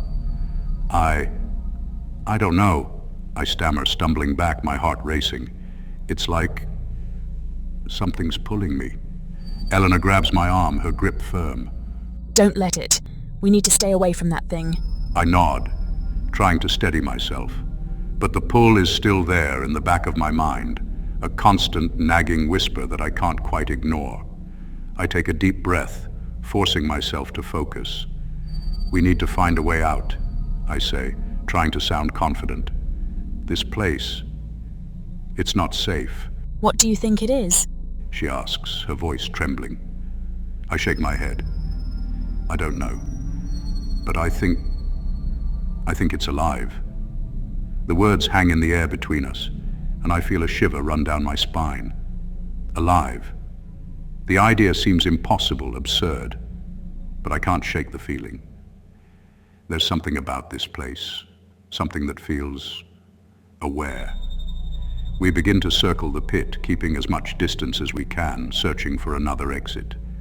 The cavern stretches on, larger than I first thought, and I can see passages leading off in several directions, each one dark and uninviting. Over there. Elena says, pointing to a narrow tunnel on the far side. It looks like it might lead up. We head toward it, our footsteps echoing through the cavern. The whispers grow louder as we move, the chant becoming more urgent, more frenzied. I feel the pressure building in my head again, a sharp stabbing pain behind my eyes. We reach the entrance to the tunnel and I hesitate, glancing back at the pit. I don't know why, but I feel like it's watching us. Elena, I whisper, do you feel that? She stops, turning to look at me. Feel what? I swallow hard, my throat dry. Like something's looking at us from the pit. She stares at me, her eyes wide. I feel it too. She admits, her voice barely a whisper. We don't have time to dwell on it. The ground beneath us trembles, a low rumble that seems to come from deep within the earth. The whispering grows louder, more intense, like a wave crashing over us. I grab Elena's arm. Go now, I shout, and we sprint into the tunnel. The walls are close, the air thick and cold. The tunnel slopes upward, and I feel a faint glimmer of hope. Maybe this is the way out, but the whispering follows us, the sound bouncing off the walls, surrounding us, filling the space. I hear a noise behind us, a soft, slithering sound, like something dragging itself across the ground. I glance back, and I see it, a shadow, dark and shifting, moving toward us with impossible speed. Elena, run, I shout, pushing her forward. We run, our footsteps echoing in the narrow space, the light from my flashlight flickering as we move. The shadow is getting closer, and I feel a cold wind on my back, like icy fingers brushing against my skin. We reach a bend in the tunnel, and I hear a sound that makes my blood run cold, a low, deep growl vibrating through the walls, through my bones. I turn, my flashlight trembling, and see it. A figure, tall and thin, its form barely visible in the dim light. It's like a silhouette, a void, a hole in the air itself. Its eyes glow faintly, a dull red light that cuts through the darkness. I feel a surge of terror, my mind screaming at me to run, but my legs feel heavy, frozen in place. The figure raises one long skeletal hand, and the whispers grow louder, almost a scream now, a high-pitched wail that fills my head, my thoughts. I feel the pressure in my skull, the pain searing, and I stagger, clutching my temples. Jonathan. Elena grabs my arm, pulling me back. We have to move now. I snap out of it, nodding, and we keep running, the figure fading into the shadows behind us. But I can still feel its gaze, its presence, like a cold hand on the back of my neck. The tunnel twists and turns, and the ground slopes steeper. The air grows colder, the walls closing in around us. I feel the whispering in my head, the voices mingling, merging, a chaotic symphony that makes my thoughts blur, my visions swim. Elena, we have to keep going, I say, my voice strained. We're close. She says, almost to herself.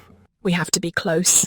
We round another bend, and suddenly, the tunnel opens up into a small chamber. I see a ladder, old and rusted, bolted to the wall, leading up into darkness. There, I shout, rushing forward. This might be it. Elena reaches the ladder first, grabbing onto the rungs. It looks sturdy enough, she says, starting to climb. I follow, my heart pounding, the whispers fading to a low murmur as we ascend. We climb for what feels like an eternity, the ladder creaking under our weight, the air growing colder with every step. I glance down, and I see nothing but darkness below, the tunnel lost in shadow. And then I hear it, a scraping sound like claws on metal. I look up and I see them, hands, pale and skeletal, reaching down from above, fingers long and sharp, curling around the rungs of the ladder. Elena, I scream, but she's already seen them, her eyes wide with horror. Keep climbing. We scramble upward, faster now, the hands following us, reaching, grasping. I feel one brush against my leg and I kick out, my foot connecting with something solid. I hear a hiss, a low, angry sound, and the hand recoils. We reach the top of the ladder, and I see a hatch above, closed and covered in dust. Elena grabs the handle, pulling with all her strength, but it doesn't budge. Jonathan, help me! She shouts, and I grab the handle, pulling with her. The metal groans, resisting, but slowly it starts to give. I feel the hands on the ladder below, closer now, reaching for us, and I pull harder, my muscles straining. With a loud screech, the hatch flies open, and a rush of cold air fills the chamber. We scramble through, pulling ourselves up and out, collapsing onto the ground above. I slam the hatch shut behind us, my breath coming in ragged gasps. I hear a loud thud from below, a growl of frustration, and then silence. We lie there for a moment, panting, the cold air stinging our lungs. I look around, and I realize we're in some kind of maintenance tunnel, dimly lit by old, flickering lights. The walls are covered in pipes and cables, the floor slick with moisture. We made it. Elena whispers, her voice filled with disbelief. We're not safe yet, I say, my voice hoarse. We need to keep moving. We get to our feet, starting down the tunnel, our footsteps echoing in the silence. The whispers are gone now, but I can still feel them, like an itch at the back of my mind. We reach a junction and I see a set of stairs leading up. I feel a surge of hope. This might be the way out, I say. We start to climb, our footsteps echoing in the narrow space. The air grows warmer as we ascend, and I feel a faint breeze on my face, a hint of fresh air. And then we hear it, a voice, faint, distant, but unmistakable. A man's voice, speaking in Russian. I freeze, my heart pounding. Do you hear that? Elena replies, her eyes wide. Someone's up there! We keep climbing, the voice growing louder. I can't make out the words, but it sounds like someone shouting, calling for help. We reach the top of the stairs and I see a door, half open, light spilling through the crack. I push it open slowly, peering through. And I see him, a man, standing in the middle of the room, his back to us. He's tall, dressed in an old, tattered uniform, his shoulders hunched. He's speaking in a low, urgent tone, but there's no one else there. Just him, alone in the dark. "Hello?" I call out, my voice trembling. The man stops, turning slowly. His face is in shadow, but I see his eyes, wide, frantic, filled with fear. You. He says, his voice thick with a Russian accent. You shouldn't be here. I feel a chill run down my spine. "Who are you?" I ask. "What is this place?" He steps forward, his expression desperate. You have to leave. You have to get out before it's too late. Elena steps forward, her voice calm but firm. Who are you? What happened here? The man hesitates, glancing over his shoulder as if looking for something. I was part of the team. He says finally, his voice trembling. The Soviet team. We came down here a few years ago to dig, to find the secrets beneath, but we found something else. My heart skips a beat. What did you find? He looks at me, his eyes wide with fear. We found them. The ones who came before, the ones who were buried. The room grows colder, the light flickering. And now, He says, his voice dropping to a low, terrified whisper. they want to bury us. A loud crash echoes from the tunnel below, and I feel the ground shake. The man's eyes widen and he grabs my arm, his grip tight. Run! Run before they come for you too! And then the lights go out. Darkness. Total and suffocating. For a moment I can't see anything, just blackness, thick and absolute, swallowing everything around me. I hear Elena's breath quicken beside me, a small panicked gasp, and I instinctively reach out, grabbing her hand. The man's grip tightens on my arm and I feel his fingers trembling, his fear palpable. We have to move. He whispers urgently, his voice barely audible over the sound of my own heartbeat. Now.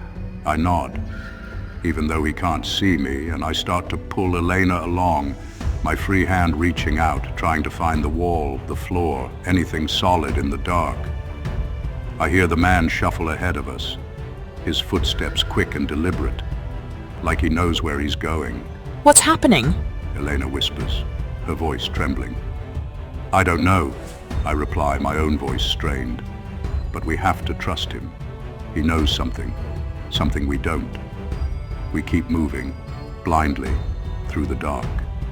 I hear a distant rumble, a low, deep growl that seems to come from the walls themselves, vibrating through the floor, through my bones.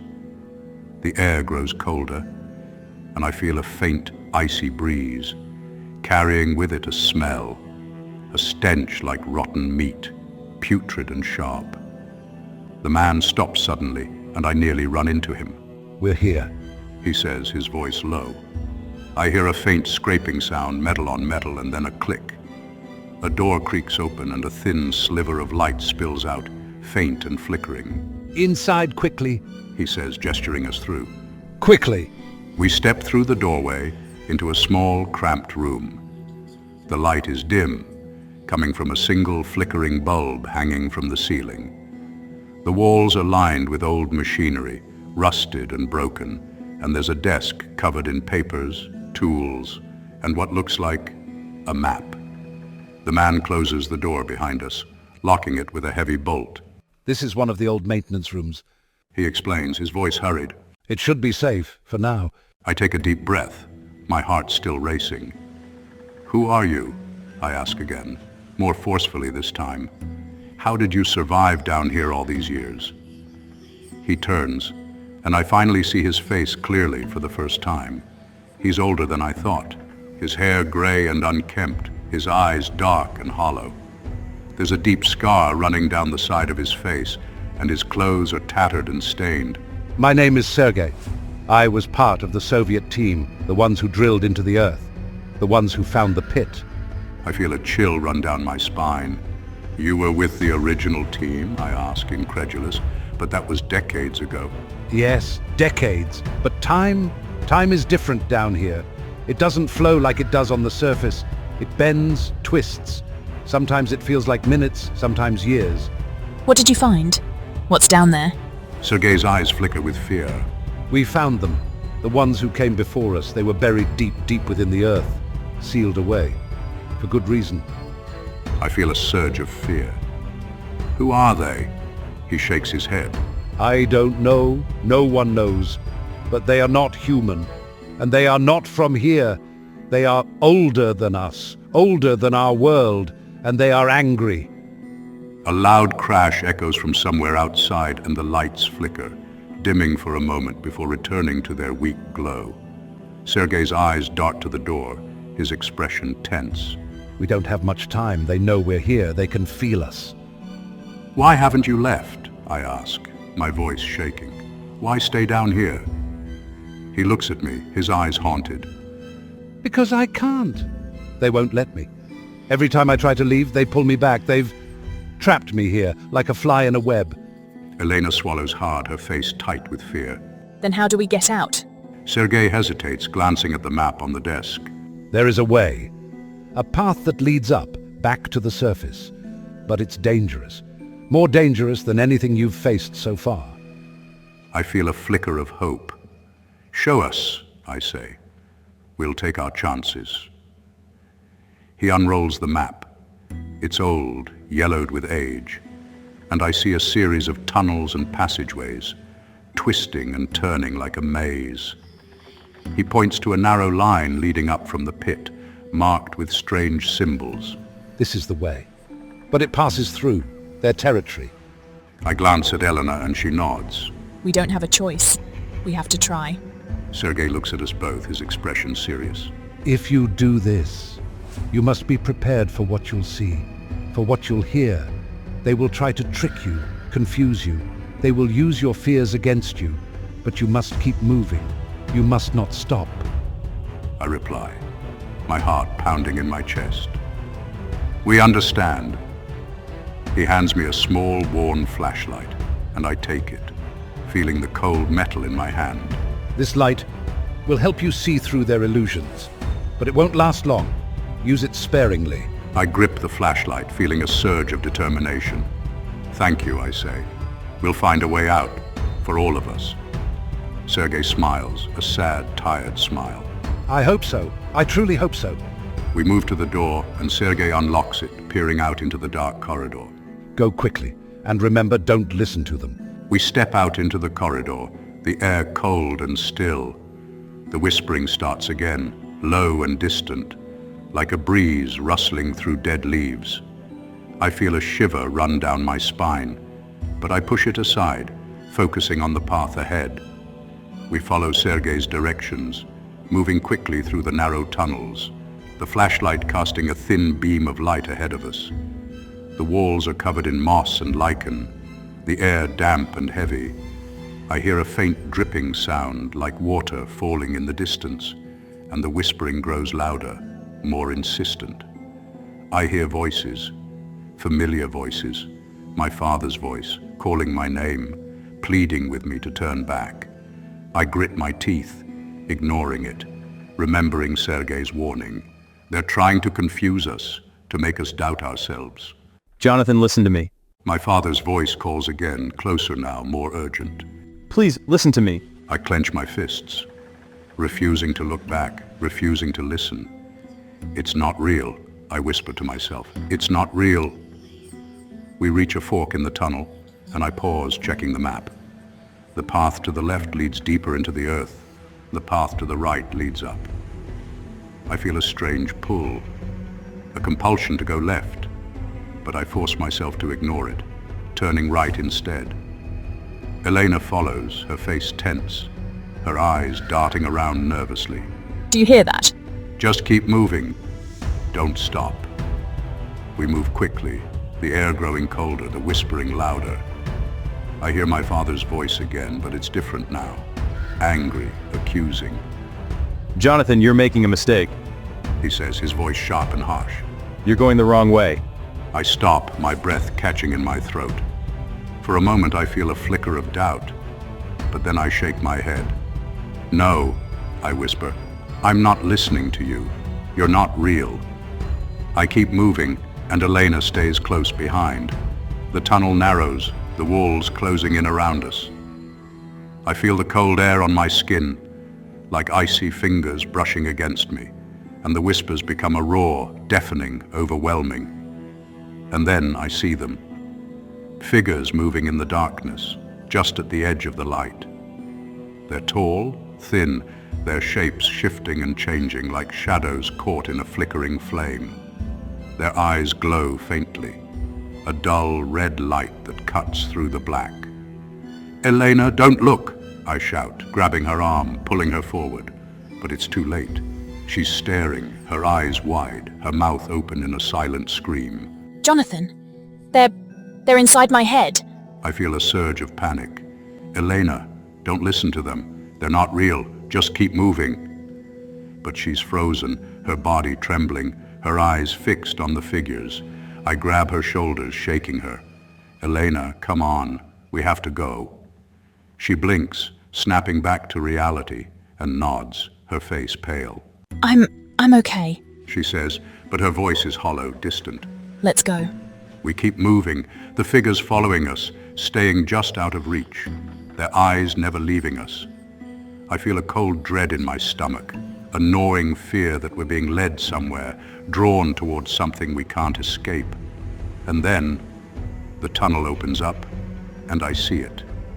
The pit, yawning before us, black and endless. I feel the pull again, stronger this time, dragging me toward the edge. I fight it, my feet digging into the ground, but it's like trying to hold back a tidal wave. Elena, don't go near it, I shout, but she's already moving, her steps slow, mechanical, like she's in a trance. Elena, stop, I scream, grabbing her arm, pulling her back. She stumbles, her eyes unfocused, her face blank. They're calling me. I have to go. No, you don't, I shout, my voice desperate. Fight it. Stay with me.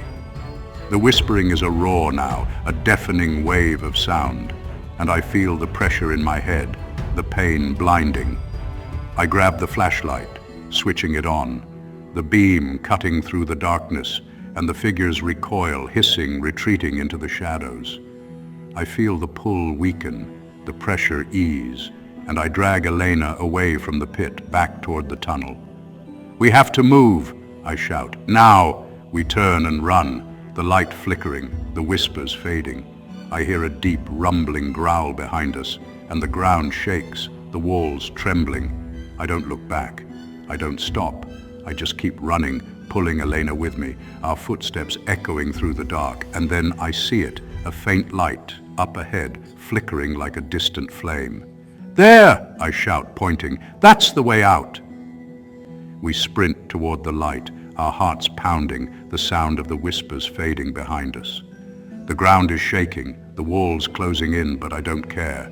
I just keep moving, keep running, keep fighting. We reach the light, and I see a ladder leading up toward the surface. I feel a surge of hope. "Go, Elena!" I shout. "Climb!"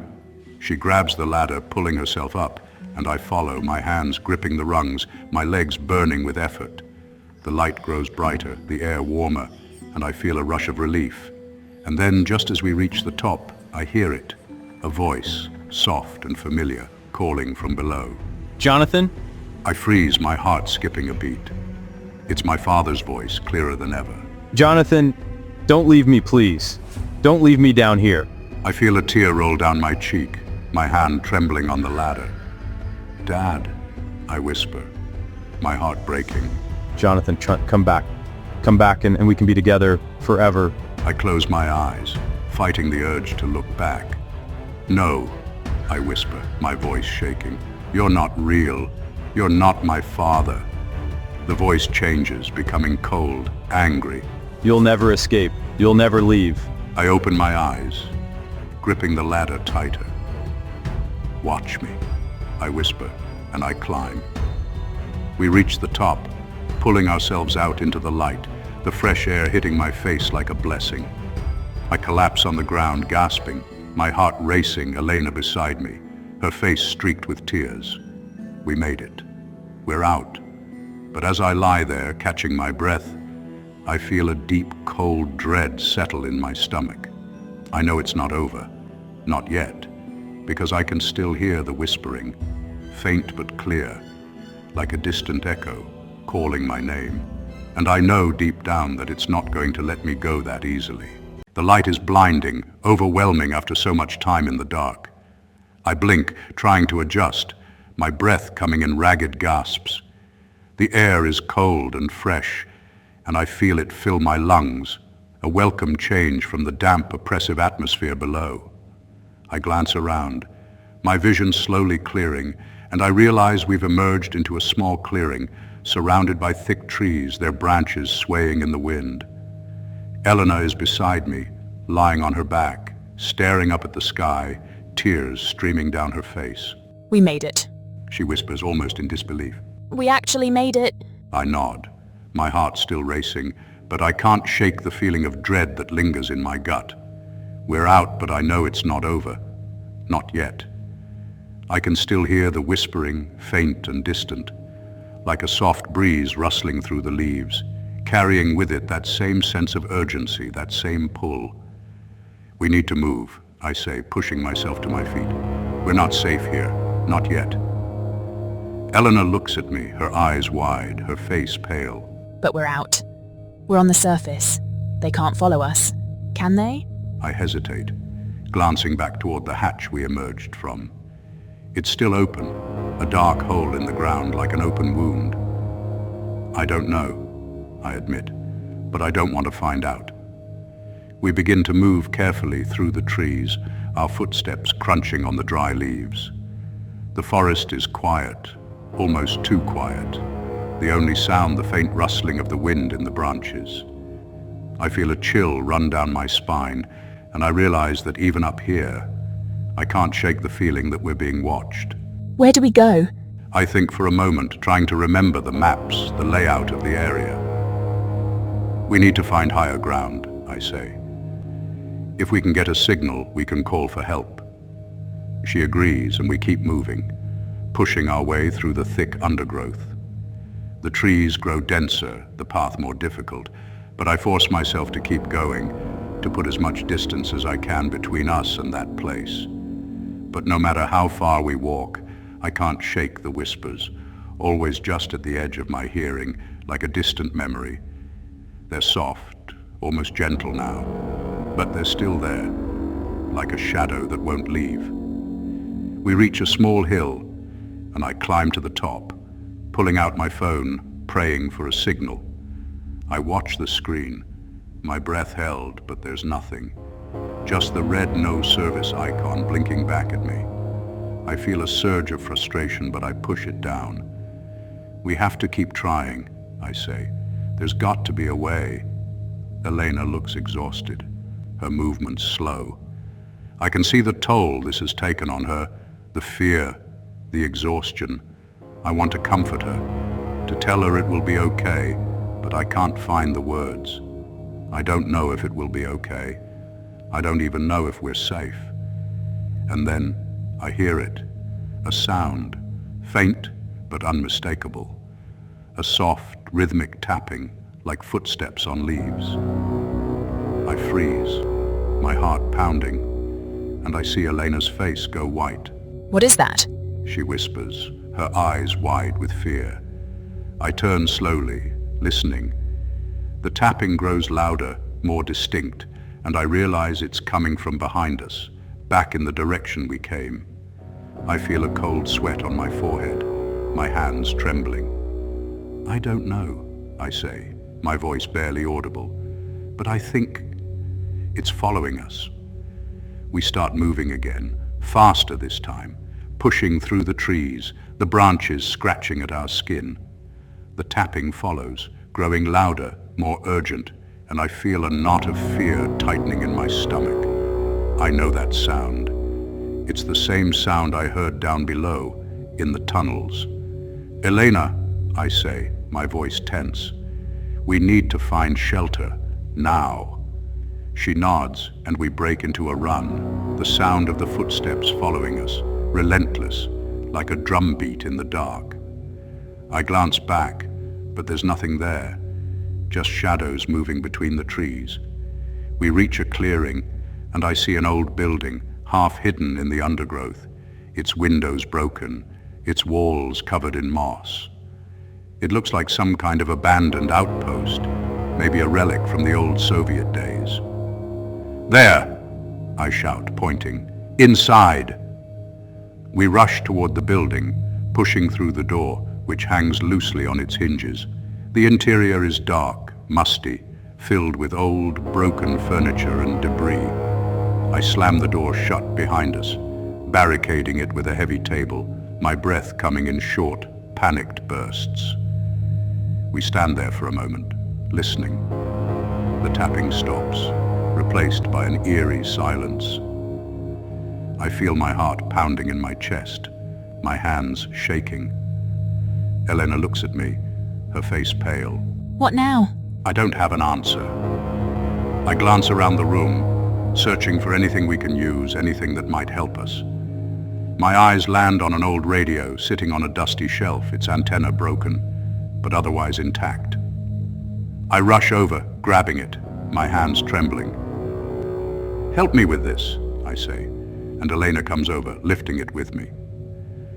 We set it down on a table and I start fiddling with the dials, hoping against hope that it still works. The radio crackles to life, a burst of static filling the room. I twist the knobs, trying to find a signal, my heart racing. And then I hear it, a voice, faint, distorted, but there. This is base camp. If anyone, respond. I feel a surge of relief. Base camp. This is Dr. Jonathan Harker, I shout into the microphone, my voice filled with urgency. We need assistance. We've made it to the surface, but we're not safe. Please respond. The static crackles, and then the voice comes through again, clearer this time. Dr. Harker, we read you. What is your location? I glance at Elena, and she looks around, her face tense. We're near an old outpost, I say. I don't know exactly where, but we need help. We're being followed by something. There's a pause, and then the voice says, Hold your position, Dr. Harker. We're sending a rescue team. Just hold on. Understood, I say, but I can't shake the feeling of dread that gnaws at my gut. Please hurry. I set the radio down, and Elena looks at me, her expression filled with fear. Do you think they'll find us in time? I want to reassure her, to tell her everything will be fine, but I can't. I don't know. I hope so, I say softly. I really hope so. We sit down on the floor, leaning against the wall, waiting. The room is silent, the only sound the faint crackle of the radio, and I feel a cold knot of fear in my stomach, a sense of something looming just beyond the edges of my perception. And then the door rattles. I jump up, grabbing a piece of broken wood, holding it like a weapon.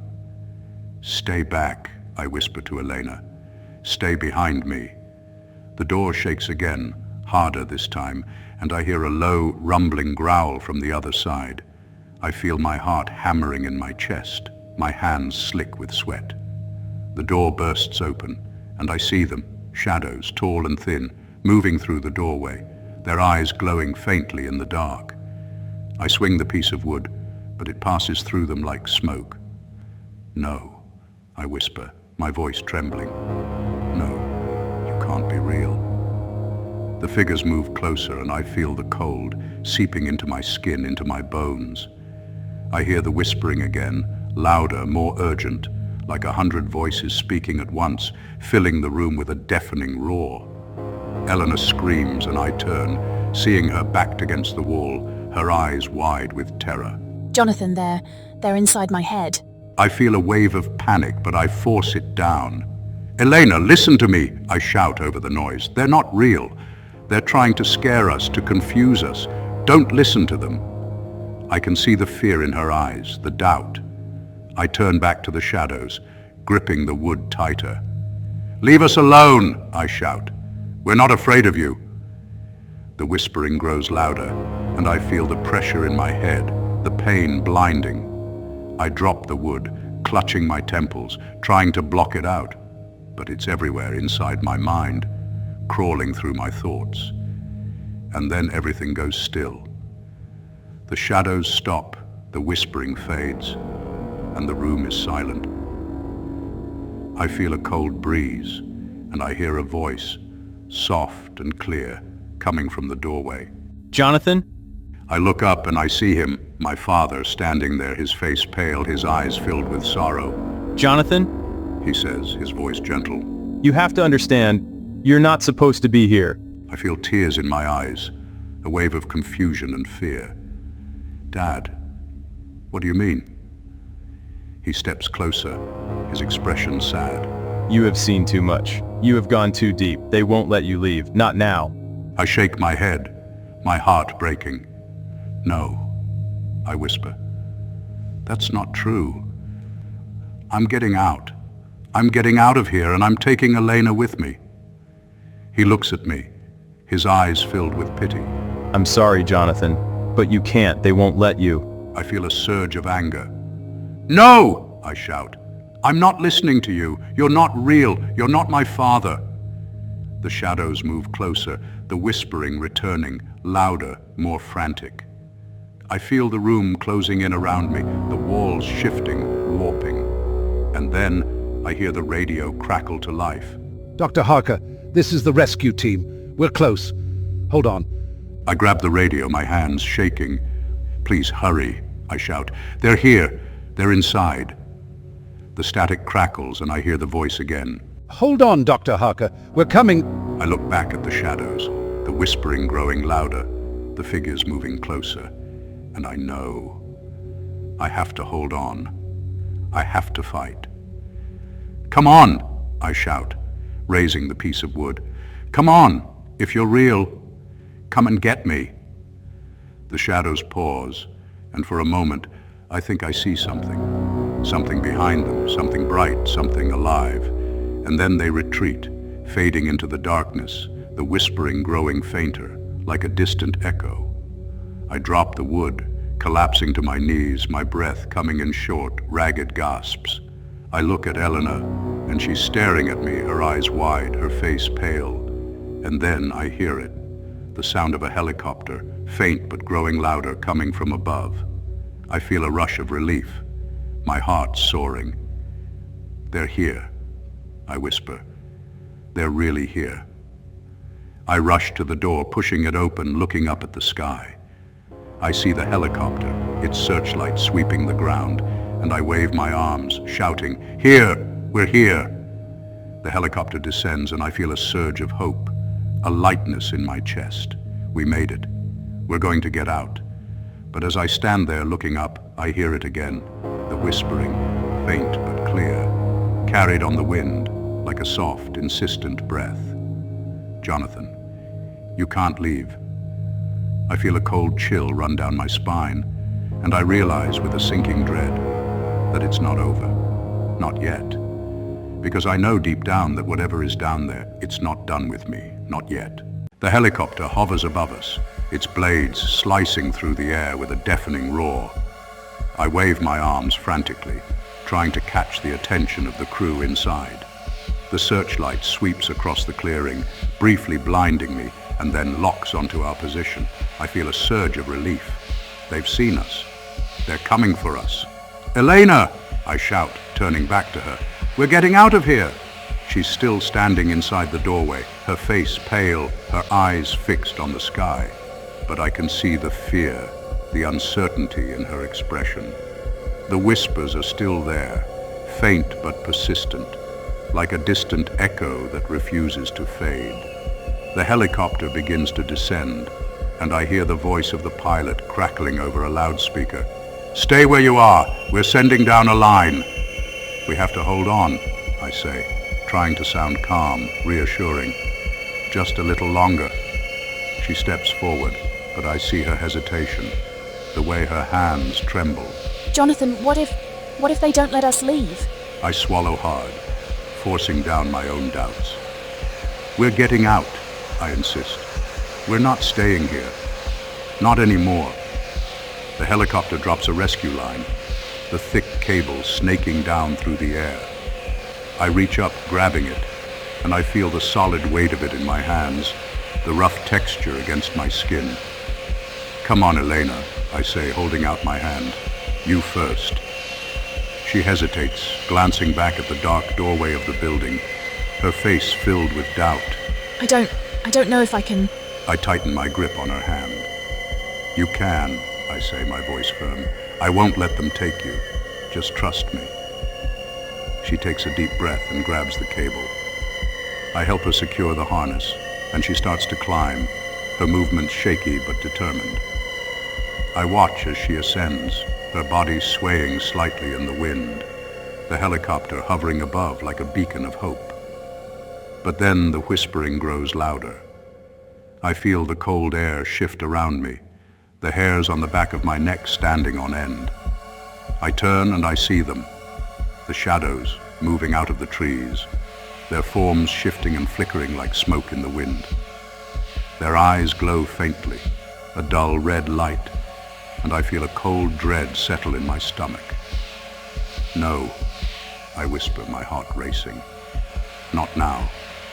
The shadows advance slowly, deliberately, like they have all the time in the world. I feel a pull, a tugging at the edge of my mind, and the whispers grow louder, more urgent, filling my head with a low, droning hum. Jonathan? It's my father's voice again, clear and insistent, cutting through the noise. I close my eyes, shaking my head, trying to block it out. "You're not real," I whisper. "You're not real." The whispering intensifies, and I feel the pressure in my head, sharp and painful, like a vice squeezing my skull. I hear Elena shouting above me, but her voice sounds distant, muffled, like she's calling from far away. Jonathan, climb, come on. I open my eyes, forcing myself to focus. The shadows are closer now, their forms growing more distinct, more solid. I can see faces, half-formed, twisted, their eyes staring at me, their mouths moving, but no words coming out. I grab the line, my hands shaking, and start to climb. My muscles burn with the effort, my breath coming in short, ragged gasps. I feel the pull again, stronger now, like something is trying to drag me back down. The voices in my head grow louder, overlapping, a chaotic cacophony that fills my mind, my thoughts. "Jonathan, come back. Come back to us." I grit my teeth, pushing upward, forcing myself to climb, one hand over the other. The helicopter is closer now, and I can see the crew inside, their faces anxious, waiting. Keep going! We've got you! I reach up, grabbing the next section of the line, my hands slipping slightly on the rough surface. I hear a noise below, a low rumbling growl, deep and resonant. I glance down, and I see them. The shadows, reaching up, their hands stretching toward me, their fingers long and skeletal. "No!" I scream, climbing faster, my heart pounding in my chest. "You can't have me! I'm leaving! I'm leaving!" The growling grows louder, and I feel a rush of cold air, like a gale blowing up from the ground. The line swings wildly, and I hold on tight, my knuckles white, my breath caught in my throat. I hear Elena's voice above me, filled with panic. Jonathan, hurry, please hurry. I push myself, ignoring the pain, the fear, the voices. I reach the helicopter and hands grab me, pulling me up, dragging me inside. I collapse onto the floor, gasping for breath, my head spinning. The door slams shut, and I hear the engine roar, the helicopter rising, lifting us away from the ground. I look up and I see Elena beside me, her face streaked with tears, her hands gripping mine. We made it. We actually made it. I nod, but I can't shake the feeling of dread that lingers in my chest. I look out the window, down at the ground below, and I see the shadows, standing in the clearing, staring up at us. Their eyes glow faintly, a dull red light, and I feel the whispering in my head, softer now, but still there. Jonathan, Jonathan! The voice calls, faint and distant. The helicopter rises higher and the shadows grow smaller, fading into the trees. I close my eyes, leaning back against the wall, trying to steady my breath. We're out. We're safe. But I know it's not over, because I can still hear them, faint but clear, like a whisper carried on the wind. They're calling my name, and I know. They're waiting. The helicopter's rotors thunder above us, whipping the air into a frenzy as Elena and I are hauled into the cabin. My lungs burn, my body aches, but a wave of relief crashes over me. This nightmare is finally ending. The crew moves quickly, strapping us into our seats, checking for injuries. Their faces are hard, focused, their eyes flickering with a mixture of concern and curiosity. I look at Elena beside me and she gives me a shaky smile, her hand gripping mine tightly. We're safe. She whispers, almost as if she's afraid the words might make it untrue. We're finally safe. I look at her, trying to believe it myself, but something doesn't feel right. I glance around the helicopter cabin. It's dimly lit, the shadows deep in the corners. I can hear the faint hum of the engine, feel the vibrations under my feet. I want to relax, to let the tension drain from my body, but there's a tightness in my chest, a feeling I can't quite shake. I strain to hear over the roar of the engine, but there's a faint, almost imperceptible whisper at the edge of my consciousness. I shake my head, trying to clear it. It's just the adrenaline, I tell myself, just the remnants of fear. The helicopter banks sharply, and I hear the crackle of the intercom. "This is base camp," a voice says, calm and steady. "You are cleared to land. Prepare for debriefing." I look at Elena again, and I see the relief in her eyes slowly replacing the fear. We made it. She says, louder this time, as if she's trying to convince herself that it's true. The helicopter descends, and I feel the jolt as it touches down on solid ground. The door swings open, and a rush of cold, fresh air fills the cabin. I take a deep breath, my senses overwhelmed by the sharp, clean scent of the outside world. We step out onto the tarmac, blinking against the bright light. The sight of people rushing toward us, doctors, scientists, soldiers, all blurs together in my vision. Dr. Harker! A man in a white lab coat steps forward, extending a hand. His face is thin and serious, his eyes sharp behind his glasses. I'm Dr. Maxwell. We've been monitoring the situation closely. We're so relieved to see you safe. Can you tell us what happened down there?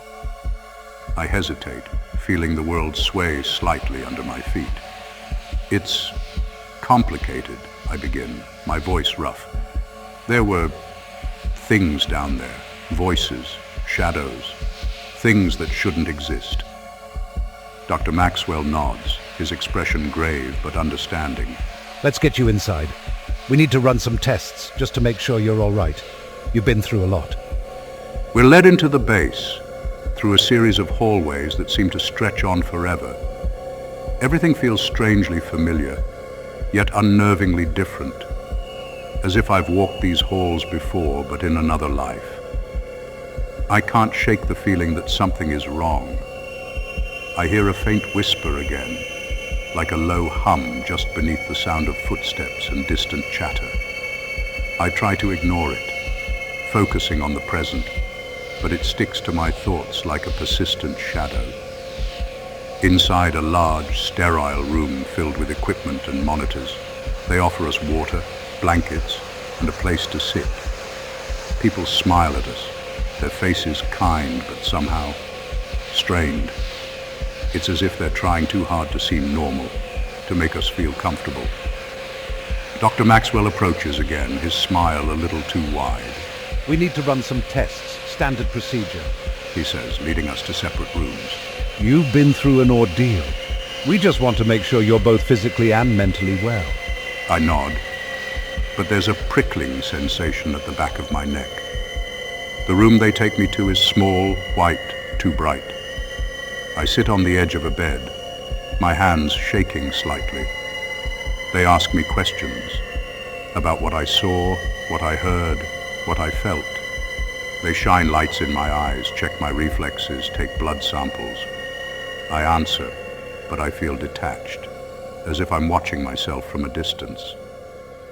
Every time I mention the shadows or the voices, I see something flicker in their eyes, a brief hesitation before they nod and scribble something on their pads. Dr. Maxwell returns with a smile. Everything looks good, Dr. Harker. You're healthy, physically at least. We'll need you to rest. You're back at base now. You're safe. Safe, I repeat, trying to make the word feel real. Thank you. But the whispering doesn't stop. Days go by and things seem to settle into a rhythm. They give us quarters in the base, meals at regular times, a schedule of rest and recovery. People come and go, asking questions, smiling too broadly. They treat us like survivors, like heroes who made it through something extraordinary. Elena seems to be adjusting, trying to enjoy the newfound peace. But I can't shake the feeling that something is wrong. Small things start to bother me. People's expressions feel off, too fixed, too rehearsed.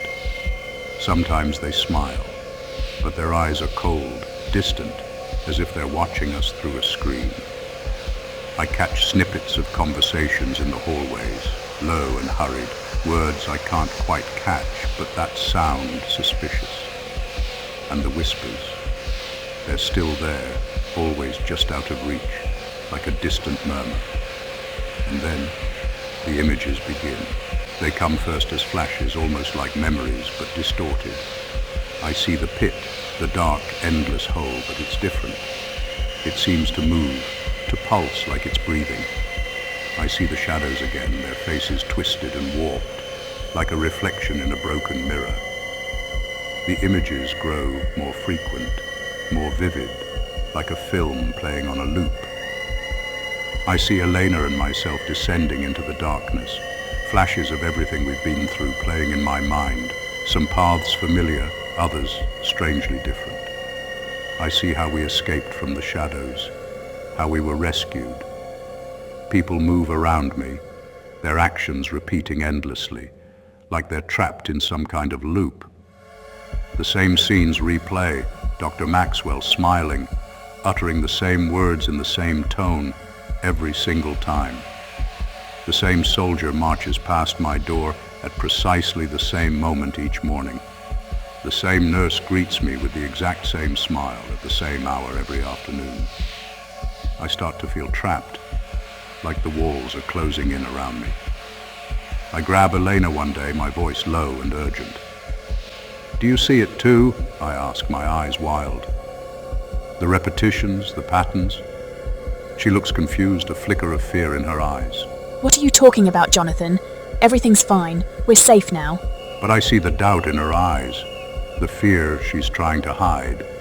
She knows something is wrong, but she doesn't want to face it. That night I jolt awake, my heart hammering in my chest. Darkness swallows everything around me. No, this isn't my room. Something cold and metallic fills my mouth and I gag, panic clawing at my throat. I try to move, but my limbs are heavy, restrained by countless wires snaking over my skin, pulsing with an eerie, dim light. Tubes slither into my veins. Machines hum with a sinister rhythm. And I can feel something moving, shifting inside me, probing. The air is thick, suffocating, and my breath comes in ragged gasps. I want to scream, but the sound is trapped behind the metal lodged in my throat. A cold wave of horror washes over me. I look around, and everything is cloaked in darkness. Bodies, dozens, hundreds, stretch out into the shadows with no end in sight, each one entangled in the same web of wires and tubes that bind me. The dim, flickering lights cast grotesque shapes on their lifeless faces. Everywhere I turn, there is more darkness, a suffocating void filled with the low hum of machinery. My hands tremble as I rip the wires from my skin, tearing away the equipment that holds me captive. The sting of metal against flesh sends jolts of pain up my arms, but I keep pulling, keep tearing, desperate to free myself. I stumble forward, stepping over bodies that seem to stretch on forever, searching for something, anything, in the endless darkness. I hear the whispers again, louder now, a cacophony of voices echoing off the walls. They say, You're still in the hole, Jonathan. You never left. None of you did. You're still in the hole, Jonathan. You never left. None of you did. You're still in the hole, Jonathan. You never left. None of you did. You're still in the hole, Jonathan. You never left. None of you did. No, I whisper, the word barely escaping my lips. This can't be real. This isn't real. But the truth is settling in, cold and hard, like a stone sinking into the pit of my stomach. The walls seem to close in, the shadows creeping closer, their shapes shifting and twisting in the dim light. I turn, desperate, and see one of them, one of the shadows, standing in the doorway, its form flickering like a broken hologram. Its face is a grotesque smile, stretched too wide, its eyes dark voids that seem to swallow the light. Welcome back, Jonathan. It says, its voice a chorus of distorted echoes that pierce through the stillness. Did you really think you could escape? I stagger backward, heart pounding, mind screaming in denial. No, this isn't real. I got out, I saw the sun, I felt the air, we were safe. The shadow laughs, a sound that chills me to my core, like wind howling through a graveyard. Safe? It mocks, stepping closer with a slow, deliberate motion. There is no safety, not anymore. Not since they opened the hole. A cold dread coils in my gut, squeezing tight. The hole? What do you mean? I ask, my voice barely holding steady. The shadow's smile grows wider, its eyes narrowing like a predator's. When the Russians drilled, when they tore open the earth, they found us. They set us free. My heart hammers in my chest, my thoughts racing to keep up. What are you? I whisper, my voice trembling like a leaf in a storm. The shadow leans closer, its form flickering, distorting. We are Gog and Magog. It replies, each word dripping with malice. Names that have haunted your kind for millennia. The room seems to darken with every syllable, the light itself retreating, as if the names alone are a force pulling it away. I shiver, feeling the cold seep into my bones. Gog and Magog, I murmur, my mind grasping for understanding. But those are just myths, just stories. The shadow flickers again, but its smile never wavers. Stories, yes, but stories built on truth. It says, its voice growing louder, resonating through the room like a dreadful tolling bell. Gog and Magog are woven through your histories, your religions, your legends. always lurking in the shadows, waiting for the right moment. Gog was a prince from the land of Magog, from the territories of Rosh, Meshech, and Tubal, as prophesied in your book of Ezekiel. He was to lead nations against the land of Israel, only to be struck down by divine intervention. We were the scourge of your ancient world, the embodiment of chaos and destruction. A chill runs down my spine as the shadow's voice drops lower, darker. But we were more than that. It says, a sinister smile curling its lips. We appear again in your book of Revelation at the world's end. There, Gog and Magog are not just rulers or nations, but symbols of all evil, gathered by Satan to wage the final war against the divine.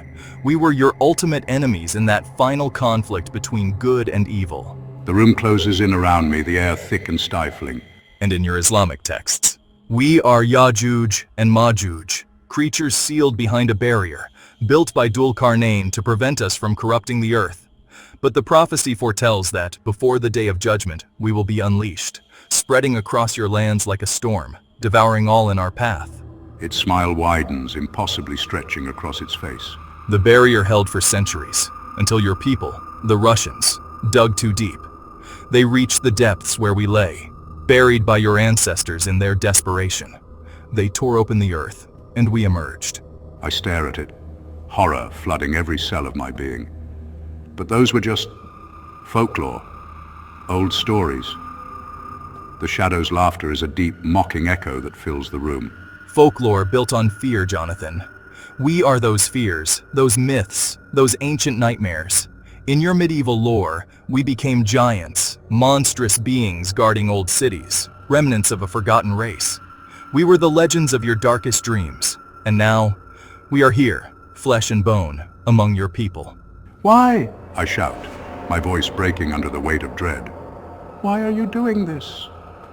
The shadow's eyes gleam with a dark, malevolent light. Because, Jonathan, we are the counterbalance to your so-called divine order. We are the chaos that tests your fragile existence.